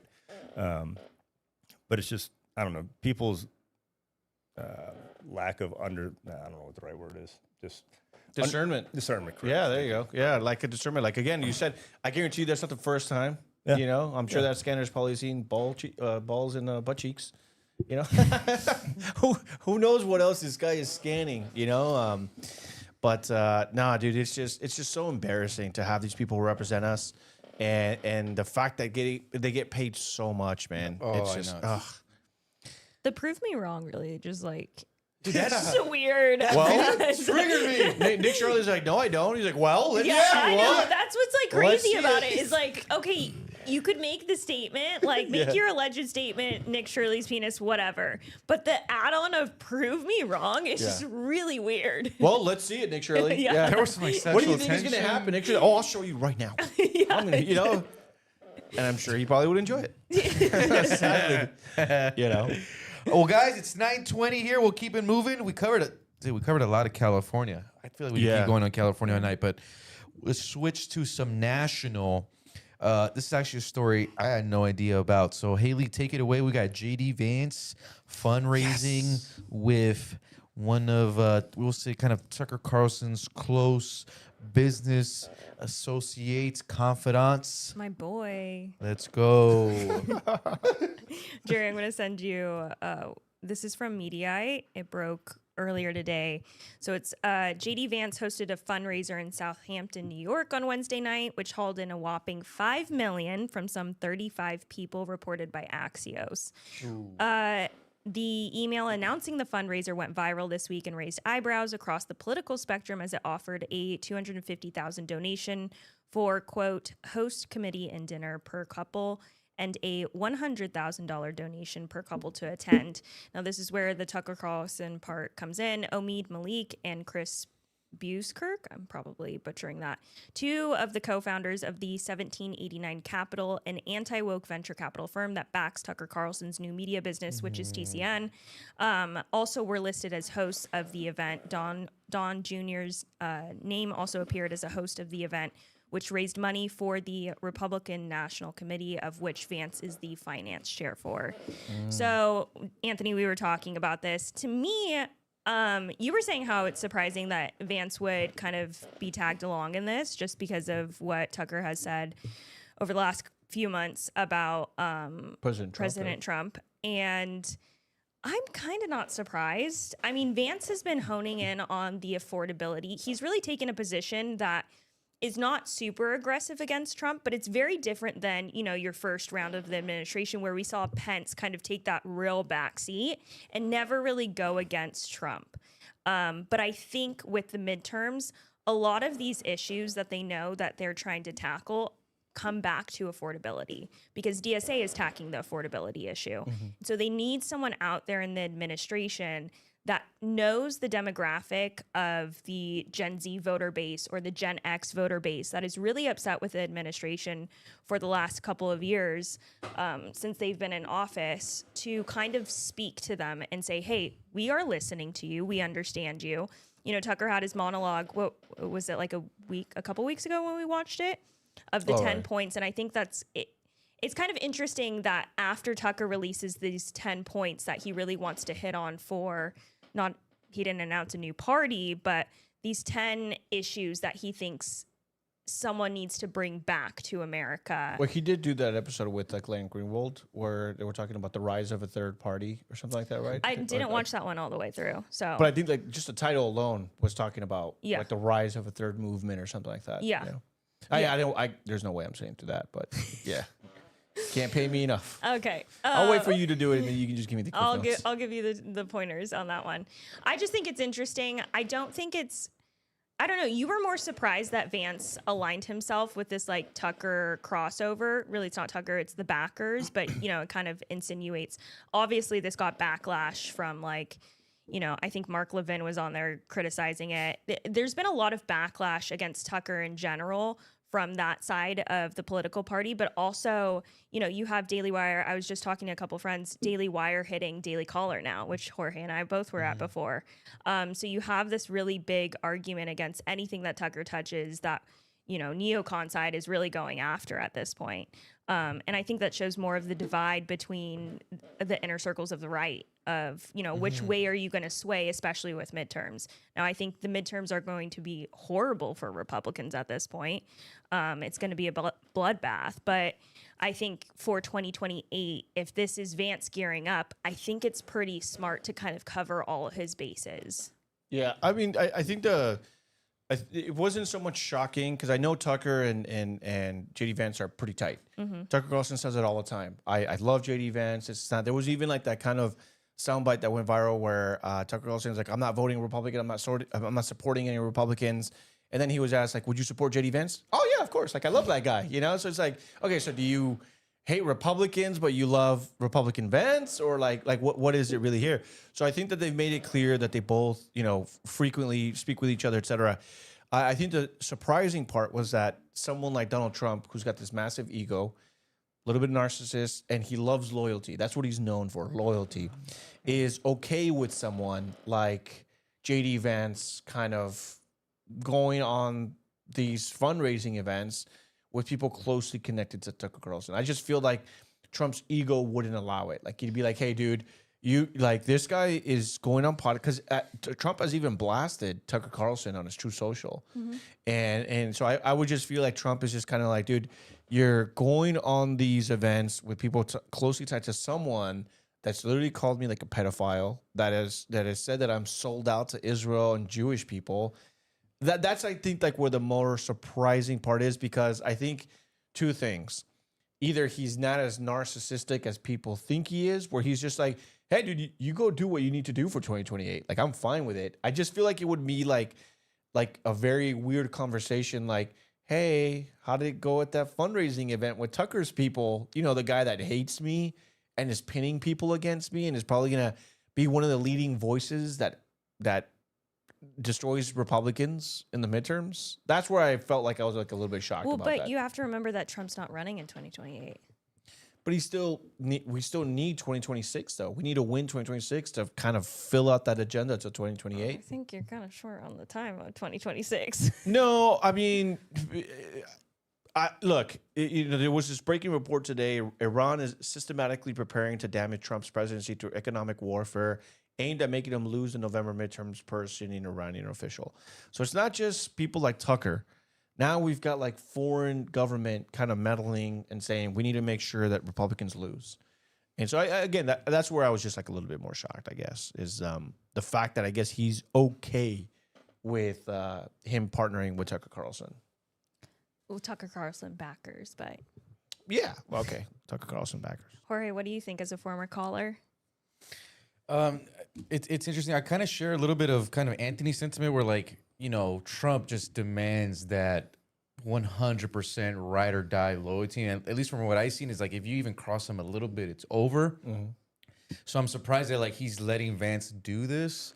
I'm just curious from like, I guess a report nerdy perspective is like, what does Susie Wilds think? Like what did, like, does she like, I don't know. I feel like almost like if she's like the mom and JD's the son and she's like going to berate him when he gets back to the White House. Like you just can't, I feel like, I don't know. I'm a bit shocked by it. And I mean, at least from the report, it sounds like Trump had to be okay with it though. Like I don't, JD's also very smart where he, even in his messaging when he goes on podcasts and stuff, and like he got roasted for his Joe Rogan appearance, but like, I don't blame him because it's like at the end of the day, he is the vice president. He has to have Trump's back. They might have disagreed on how on the Iran and stuff, but he has to stick on that messaging. So I think he probably got the approval, which I'm kind of shocked by. And well, I guess we'll kind of see how this thing continues to, develop. Considering that Tucker's taking like just crazy shots at Trump. It's one thing to be like, I disagree with the president. he's like completely like, I regret my vote. I regret like even using my platform to amplify. You know, so it's just I'm kind of like literally it's harder for me to understand still. He sat down with Hunter Biden, and Hunter Biden said, Trump is not the symptom of everything that's wrong with this country. He is like literally the source of everything that's wrong. Mm-hmm. And Tucker didn't disagree. He was just going along with it. So that's why I'm just like, dude. I wouldn't say that he's going along with it. I think he let him speak. Yeah, but remember, I said that Tucker literally said, what was it that he said? I think I still got the notes. Hunter Biden Carson. Tucker, but Tucker finally pushes back. Tucker says, okay, Tucker, this is the set because I still have the notes here. Tucker said to Hunter Biden that we've never had a flamboyantly corrupt leader like Trump, ever. There's never been a president the U.S. has ever had in its entire history that has been so flamboyantly corrupt. And I just think, again, when you make charges like that, I don't know how President Trump is like, oh, yeah, you can go hang out with your buddy. But I also agree with Jorge where it's like, Vance doesn't strike me as the kind of guy that's looking to make enemies at the White House. No. Definitely not of President Trump. Because I think that President Trump still is the face of the Republican Party. I think Vance is more scared of Susie Wiles than Trump. Because I feel like she's like that silent killer. Like she has so much power. Yeah, absolutely. You know, Trump But really also at the end her. of the day, money is money. Yeah. $5 million? Yeah, $5 million is a lot because I for remember. one night? Yeah, because I remember. Yeah. And all those know, connections in that Omega circle, they're all crazy rich. Yeah, there was that one night that Turning Point USA fundraised like $30 million. This was like post Charlie Kirk's like death, and I'm like, dude, $5 million on just a regular night when like Charlie Kirk got like $30 million on a fundraising weekend after his death. I'm like, dude, $5 million is a lot. That's what I'm saying. They spend it on a lot of BS. Yeah. Yeah. But, I think at the end of the can day, we get $1 million to my boy Derek to save Santa Monica? Yeah. Can we save Santa Monica for I'll fresh take it, $1 I million? need it. Derek, hey Derek, can we maybe one of these weeks we could hit the ground with you, man? For sure, 100%. And hit the streets of Santa Monica, see what you're seeing. 100%. Yeah, come by. You said, and because we haven't spoken too much about it, but I know you mentioned that you were seeing patients in Skid Row. So you work in a hospital? Yeah, I do home health. Got I it. do the legal kind of home health. Yeah. What are you seeing with the patients on Skid Row? Well, I see the people in the housing elements. So I see maybe the elderly person who became homeless, right, and living in these housing elements around Skid Row. So there's a lot of stuff inside of those buildings, right? I mean, the people that should be getting housed. So yeah, I mean, I'm seeing the people that are kind of along Skid Row, kind of within the little housing elements. It's He needs $1 million, bro, to save Santa At Monica. least, bro. Yeah. No, not. I mean, dude, $1 million, you can pay all the homeless people to just vote for you. It's quite insane. It's quite insane how much people raise for Santa Monica City Council. I mean, there's people raising close to $100,000 for a city of 90,000 people. Which I mean, Santa Monica's had a very powerful entity called SMER has kind of run Santa Monica since the 90s. There hasn't been an independent or a Republican who has won Santa Monica City Council since 1991. Really? Since 91. wow. Dude, I didn't know that. That is crazy. That's a crazy figure. You're about to break that record? There we go. I'm registered, independent. I'm going to make history in Santa Monica. So There we go, man. $1 million would probably help. So yeah. Yeah.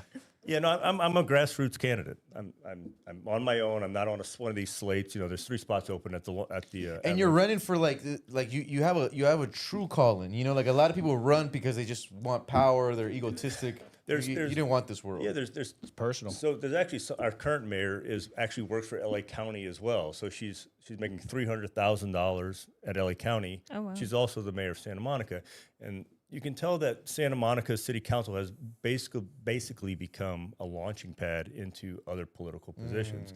I don't care about political positions. I care about Santa Monica. I care about the future of it, and know that fixing Santa Monica is going to be 5 to 10 years because everything they do is to cook the books to make them look better for their next position.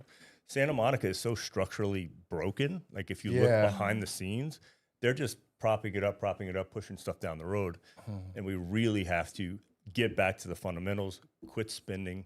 And then, all these entitlements and all the other stuff they give away. It's Dude, I wish, I was looking at some of the homeless encampments today, and I just cannot stop thinking about this man. And I don't know why, but I'm like, if Ron DeSantis was like mayor of LA for like a week, this wouldn't stand. Yeah. he hates the homeless. It's not even that. It's He just can't like stand he him. just knows how to like wield that power, and it's just like it would be done in a week. Yeah. You know. But yeah. Well, So Santa Monica just implemented a new policy called the master lease. So what Santa Monica is now doing is they're allowing apartment buildings with vacant units, just regular apartment buildings or motels, that they can put homeless people into these units. So say you have an open unit next to your door, and they're not mandating sobriety for these people. So they're going to take homeless individuals. And look, fair point, there are a lot of people who are just bad off. They're in their cars, probably good neighbors, right? Probably not. But then they're talking about taking, the city's going to pay for their lease. So if it's a $3,000 apartment, they're moving there. They're moving right next to you without a mandate of sobriety. that's crazy. And so the city of Santa Monica is going to pay for it. So, Was there a trigger moment for you that made you want to run? Like, were you pushing back against the city council already, or speaking out? or- it was more watching people on the street, and then really when I really broke into it was understanding the amount of money the nonprofits were getting and how much they weren't helping. And then I'm like, that's my money. Not only is it absolutely corrupt and immoral, but that's also my money, and I like my money. So you know what I mean. And at that point, and then once you get down further into the insides of city government, you're like, that's all screwed up. It's all it's all fucked. Excuse me. And that's why I was like, you know what? Someone has to stand up. Some normal person who works 40 hours a week, who doesn't have political, just has to say, you know what? But we just have to try something different. So, Yeah, and the thing is I think that most people would agree. We wouldn't even maybe mind that like our taxpayer money is being taken away, but we want to see like the fruits of our labor. Exactly. 100%. It's like, dude, if we could actually say, dude, we cut homelessness by 90%. 90% of these drug addicts recovered, and they're starting families. Here's their story. Tax me more. Yes, dog. People would be like, you know what, dude, let's keep doing it. That's how you the know? whole system should work. Yeah. You should get, the nonprofit should not be paid until the person reaches, sustainability on their own. Right, They yeah. should not be paid just by heads in beds. Yeah. They should be paid by Yeah, every person that comes out, that gets an apartment, that gets a job. And I don't mind, like you said, I don't mind paying taxes to help that person get there. Right, yeah. Because then they start paying back into the community. Exactly, They're yeah. paying taxes. They're Crime's providing some- down. Yes. Yeah, The whole economy comes back. Restaurants come back. Yeah. The compounding factor of it is insane.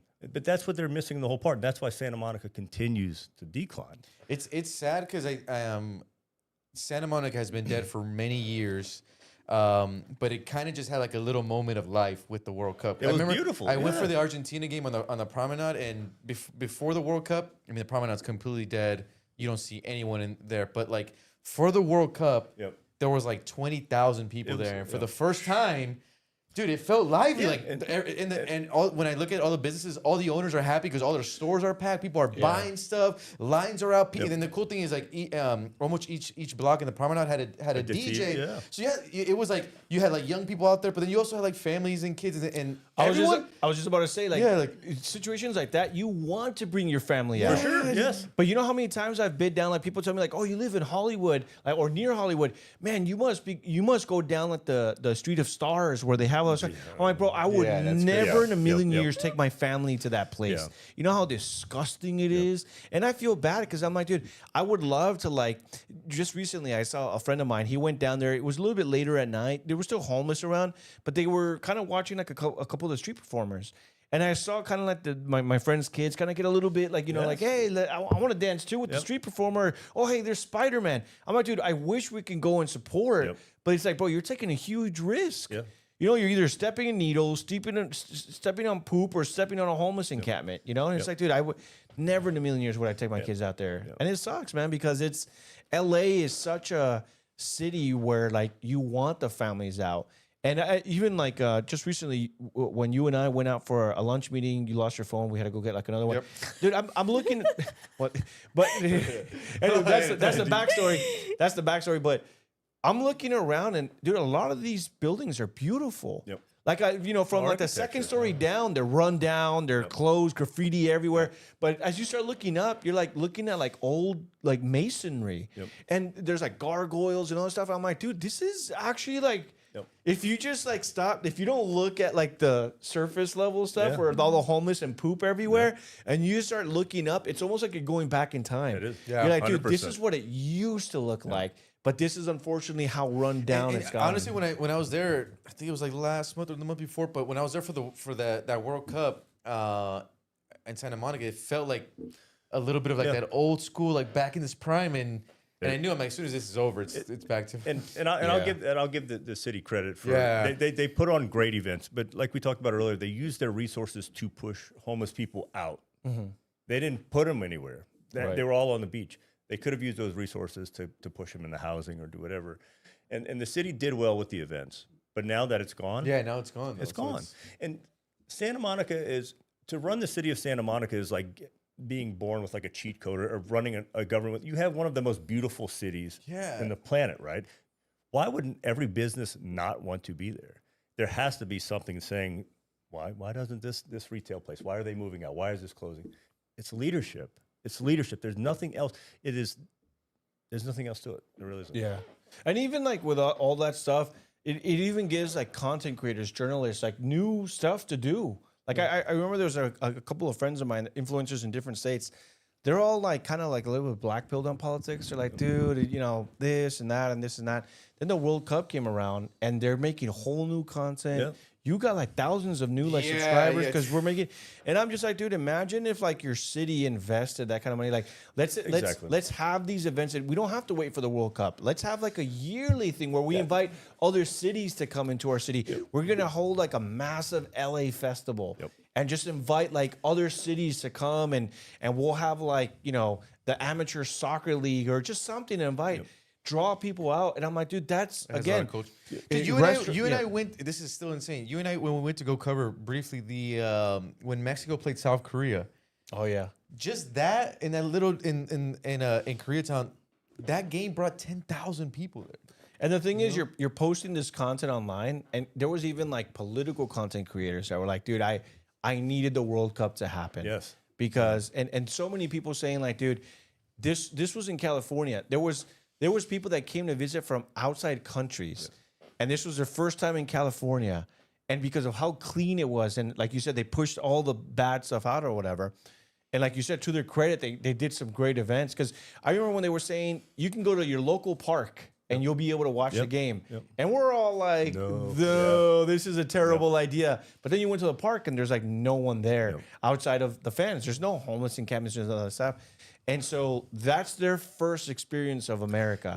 They come to Los Angeles and they're like, dude, this is amazing. And to hear them like people are interviewing them, like, what do you think about America? Like, oh my God, I love it. I love the food. I went to this spot in LA, and like you said, where like the restaurant owners are happy again. Oh, you know, it's like, dude, and I'm just like, dude, that we can have all that. Yeah. And we don't have to wait like once every 4 years. We don't have to push out homelessness to make it seem that way. We can just live that way.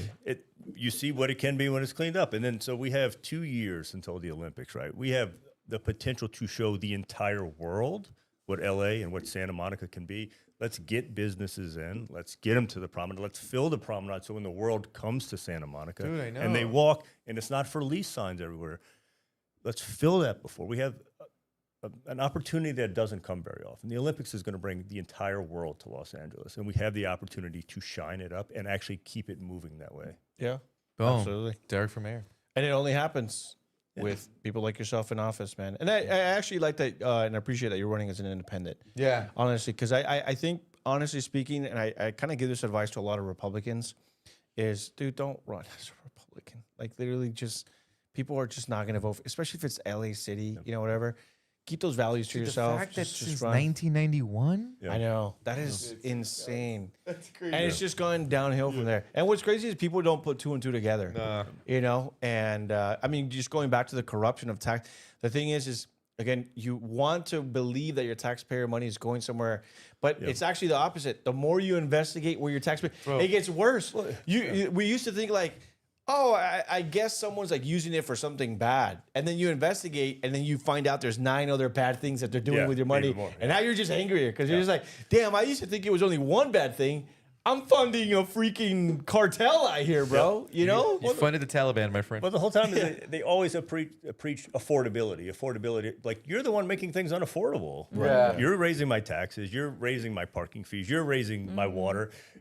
You're the reason They it's can't relate, unaffordable. bro, because they live in Hawaii. Like, They live in Calabasas. Yeah. Like, if you just cut my taxes in half, everything would be more affordable. And what I hate the most is that all they need to do is do one thing, Tell 'em. people will be like, okay, I'm voting for you again. Tell them, bro. Just be like, it's the Republicans. Yep. It's the Republicans' fault. And I'm like, dude, what Republican? They're like, oh, well, Trump. Yeah. And they're like, oh, cool, yeah, it's his fault. Never mind. I'm re-voting for you. Since we are, guys, keeping it here on California news and local, this is some breaking news that just came out right now. Jerry, I'm going to geez. send it to you. What just happened? Let me get some context here before we play this clip. This is coming in right now. California scared. Democrat mayor just quit after admitting she was a Chinese communist agent. Eileen Wang, mayor of Arcadia. Oh, this is old. Oh, huh? Arcadia. yeah. Yeah. old? Yeah. Oh, this just came on my time. I'm like, oh, yeah, we got a banger. What a Wow. dumbass. No, it's okay. Jorge. You did that in the behind. city council. Is that Eric Swalwell's ex? Probably, huh? What's up with all these Chinese agents in Dude, California? we have a lot. man? I do want to say, bro, this is random. I was in when I was working in Texas for News Nation. I was working out in the gym, whatever, blah blah blah, and I was walking out, and some guy stopped me and was like, "Hey, I follow your border reporting." He's like, I'm a Chinese anchor baby. And I'm like, what do you mean? He's like, yeah. He's like, back in China, my mom was forced to have me. So like they forced my mom to go to Guam and then give birth so I could be a U.S. citizen. And he's like, I'm one of the Chinese anchor babies. And you're That's like, get out. I don't know, man. I was like, Get out. I don't know what you would do, bro. I mean, we got 15. I don't know if you want to go to Elon Musk, Derek Chauvin, and end it with that, or if you just want to be loosey goosey next 15. Well, no. read some chats. I do want to talk about that, but let me send this actually to Jerry really quick. This also popped up in my timeline because Karen Bass is getting a lot of heat. Apparently, the Moral news? LA Times wrote a big piece on Karen Bass, how she absolutely sucked at the debate. But this part, if we could show Jerry, I guess LA Times wrote, I didn't watch the debate, but I guess Karen Bass wants taco trucks gone from Los Angeles from everywhere. And this is like going viral now. So a bunch of people are like, do you not live in LA? Like, The carts too? Yeah. The hot dog carts? I don't think the food carts. vendor in front of a restaurant. Yeah, it says, I do not believe that you should have a food vendor in front of a restaurant, period. Basic? Back, adding that she wanted them off the streets completely and in brick and mortar locations. Their presence near restaurants, quote, discourages people from going in, just like you shouldn't have encampments in front of restaurants or in front of schools. You just should not do that. Honestly? Base, I agree with Yeah, her. that actually makes sense. Okay, right. But here's Base mass, bro. We're hopping. We're picking. here's my thing, dude. Hey, mayor, why haven't you done that for 4 flipping years? Yeah. I love when they just, hey, I'm running again, and now I've got all these great ideas and these sound bites. You could have been doing it. Why haven't you been enforcing that? I mean, it's just so insane, man. I want to have hope. It sounds great, but realistically, it's like, again, going back to, they waited till Spencer Pratt was out, and Nithya Raman's like, oh, we're bringing back the encampments. Oh, we love dogs. Yeah. Yeah, exactly. Yeah. Let me get, while we do actually, guys have about 13 minutes for the show, I did actually want to get you guys' reaction to this. Jerry, if we could play the clip and then we'll have the panel react, but let me get some so yesterday, guys, it was released that Hilton went on Joe Rogan. Yeah. And making some clips. So this is Jerry, if we could play, this is Hilton talking about the migrant kid crisis on Joe Rogan, and then we'll react after. He dismantled the vetting that was supposed to put the kids with a safe place. And so they lost track of thousands of kids, and many went to child sex traffickers, slave labor, child labor traffickers. Just horrific stories. He's the candidate for governor. No one's really calling him out on it. It's amazing to me. It's really bad, Joe. Honestly, I feel that. That is crazy. You've got to go. Can be responsible for that many kids and say speed over safety. So there's a story again. Whistleblower. We've put about the videos. I mean, some people, this woman said she was a caseworker at Pomona, and Becerra actually visited that camp. Did a photo op, whatever, and he's going on about how we're doing a good job of finding safe places, whatever. And then the interviewer, I was at the taping. She's in a job where she doesn't want retaliation. So I was there for the 2 hours we taped the conversation.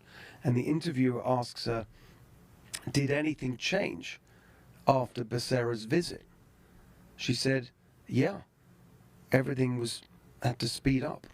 And they had strike teams that were set up to tell us, don't check when she would say, this ID is obviously a fake ID for this person, like the photo. So yeah, guys, this is Hilton on Rogan. Now we got the migrant abuse camp story on Rogan. It's getting louder. I forgot to throw this article in, but I'll maybe throw it on the next show. Politico actually had an interesting story, and it was the headline was like, Javier Becerra is running to be California's next governor, but no one knows his politics.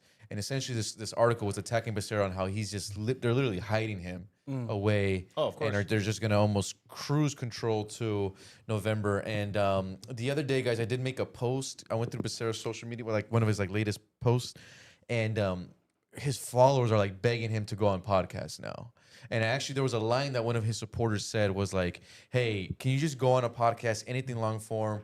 And they're like, we're worried that you're letting Steve have all the space uncontested. And I thought that was actually like a brilliant line of like, control the narrative. Yeah, it's almost like the same thing with the Biden and Trump, where like one was just that literally hid, and the other one was actually like a campaign. You can say, obviously it's a lot different when it's California politics, but I thought that was interesting how even like his own supporters are starting to take notice that, hey, like you're letting him have this just rampage messaging on social media. You guys are not countering. And anything, if you guys look at Becerra's posts, it's all like generic stuff, like it's all generic stuff that like obviously like an intern is posting. But they're not on the attack.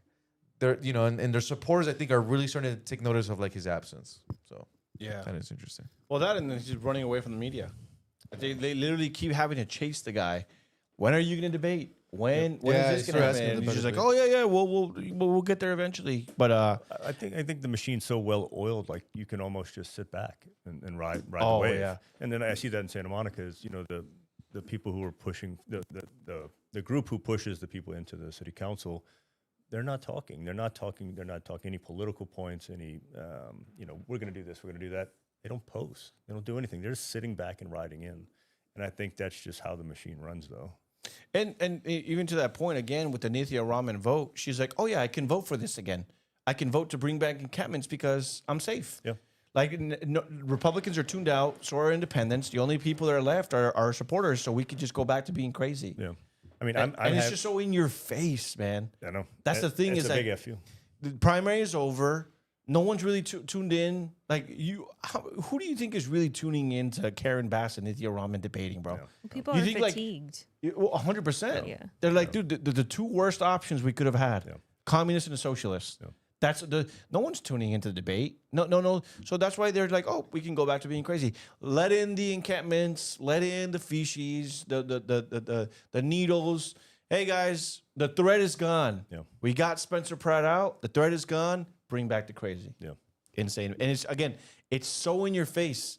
They don't even try to hide it. It's just right there. Yeah. And they're like, and we can do it. Why? Because you're going to do nothing about it. Yep.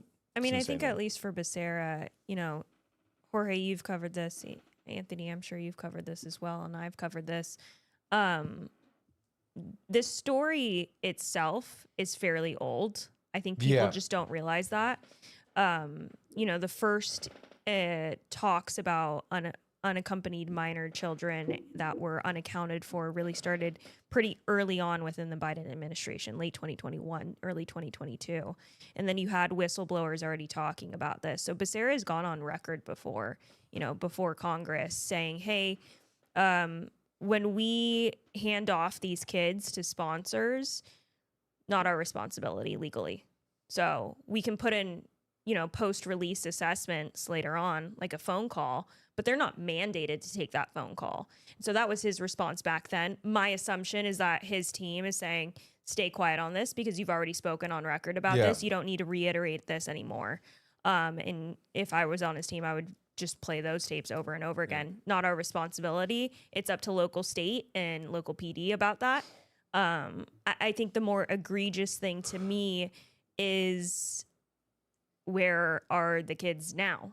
You have the Trump administration stating that they found a handful of them. I believe it's over 100,000.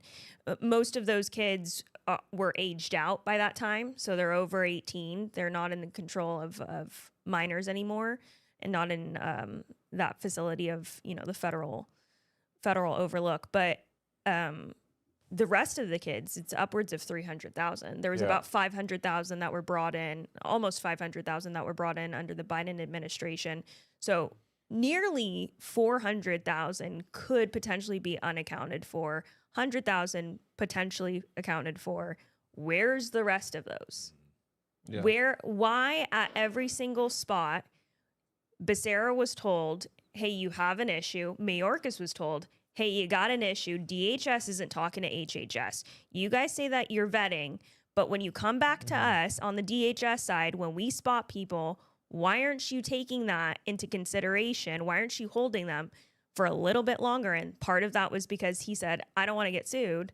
We only have a limited time to keep these kids, so we got to get them out as fast as possible. Therefore, it's not our responsibility afterwards.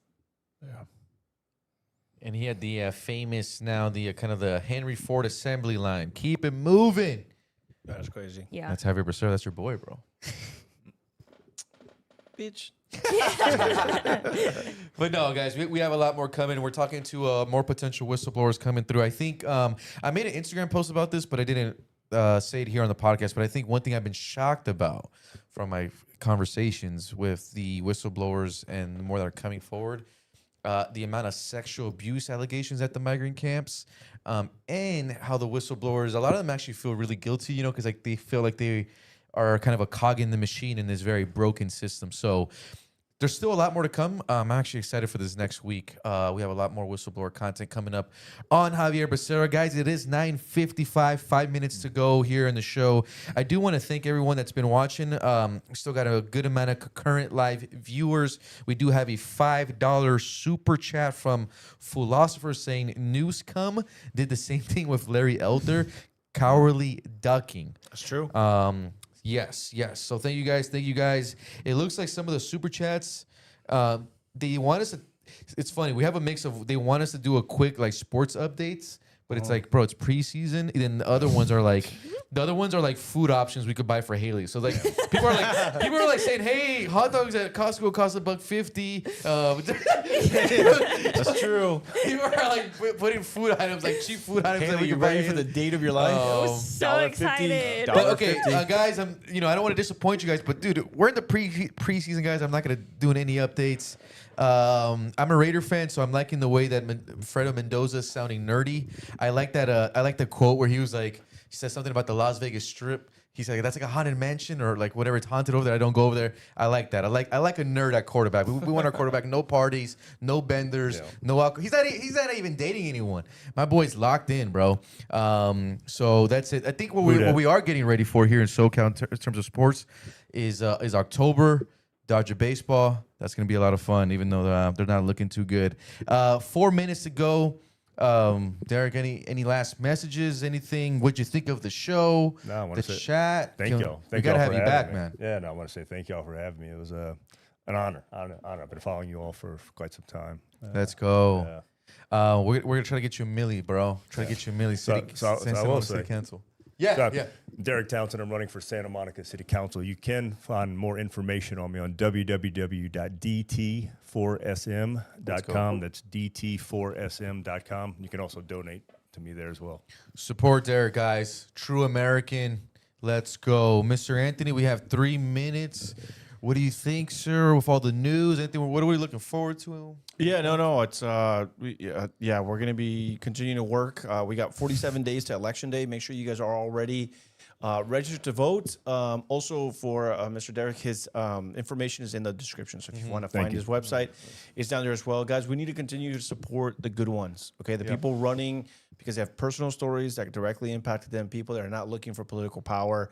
People are now looking to make $1.5 million and move to Hawaii. We need the people. He's like, maybe. I don't know. $1.5 million, I might move. Yeah. But guys, 47 days. If you guys are not helping a campaign, if you guys are not volunteering the weekends, try to make it a point to at least volunteer one weekend. We need to win in California. And the reality is the power is directly in our hands. It's all about volunteering, making phone calls, sending emails, knocking on doors. Get plugged into your local candidates. If Derek's your local candidate, reach out to him. Be like, hey, man, I want to go knock doors for you. You know, your story resonated with me, etc. Or just chip in. You know, if you can't volunteer, if you're one of those stay-at-home moms that doesn't hate their children and is not making TikTok videos about how you hate your children and how miserable you are. About that, bro. Yeah, dude. We got some That's actually a miracle that we went this whole show. I thought about that. We went the whole show. Credit to us, guys. We went the whole show without. We'll come back strong Tuesday. Yeah. We'll save all the TikToks. But, Yeah. Just, you know, you can You donate. have a lot to say on these white women, liberal white women. It's not just white. Trust me. It's taking everyone. Candace Owens. Today came out and said that 100% she is not guilty. And I was just like, that is kind of a strong statement because she literally confessed. So not even Lindsay agrees with you, Candace, which is kind of crazy. But anyways, donate. And thank you guys for tuning in. We will be back next week. And make sure you guys follow us on social media. Thanks for the donations. And make sure you guys hit that join button, hit that like button, comment, share with people. Tomorrow when you get to work, be like, dude, I listened to the best podcast I've ever listened to in my entire life. Way better than Candace Owens. Way better than Tucker Carlson. Way better than the Whatever podcast. Here it is. Share that link with them. That's the only way we grow. It's the only way we grow. You got to send it to at least 2 or 3 people by tomorrow. Haley, last words. Last words. Yes. Can't wait till election cycle is over. And then it starts all over again for the president. We have some stuff coming up on the Sarah's Missing Migrant Children, potential whistleblower stuff that we will be releasing on the Media Foundation Signal. Also some updates on potentially the Altadena fire and some CRAs that have done over the last year. So yeah, super excited. Busy week. Lots of homework. Let's go. Oh, also, you guys, I'm going to Padres game soon. Where you are? Yeah. Padres against who? I don't know. In San Diego. It's great. It's a great stadium. Nice. It's a good vibe. But like, I'm being a baseball person. I like that. I hope you have fun. I hope you meet a tall MMA finance bro that can save you so you don't have to work. You find some Marines. Owns a mansion. Yeah, find some Marines down there. Yeah. Nah, those are bro. They can kill someone. I love Duly that. noted. Duly noted. I like that little sign. Thank you guys, everyone, for watching. It is 10:01. Yes, Haley could eat a T-bone steak. If you guys donate enough, she'll be able to eat. Jerry's not going to Guatemala, at least not yet. But we will get him there. I'm just kidding, guys. Tune in, guys. Next week, we're going to be talking about all the national, local headlines. But, guys, next week, we finally have new content dropping. We got whistleblower content. Stay tuned. Next week, we'll see you. Thank you, guys, for joining. Subscribe, like, share. Share with everyone, co-workers, tias, aunts. Share with your ex. Fuck it. Who cares? Thanks, guys. Have a good one.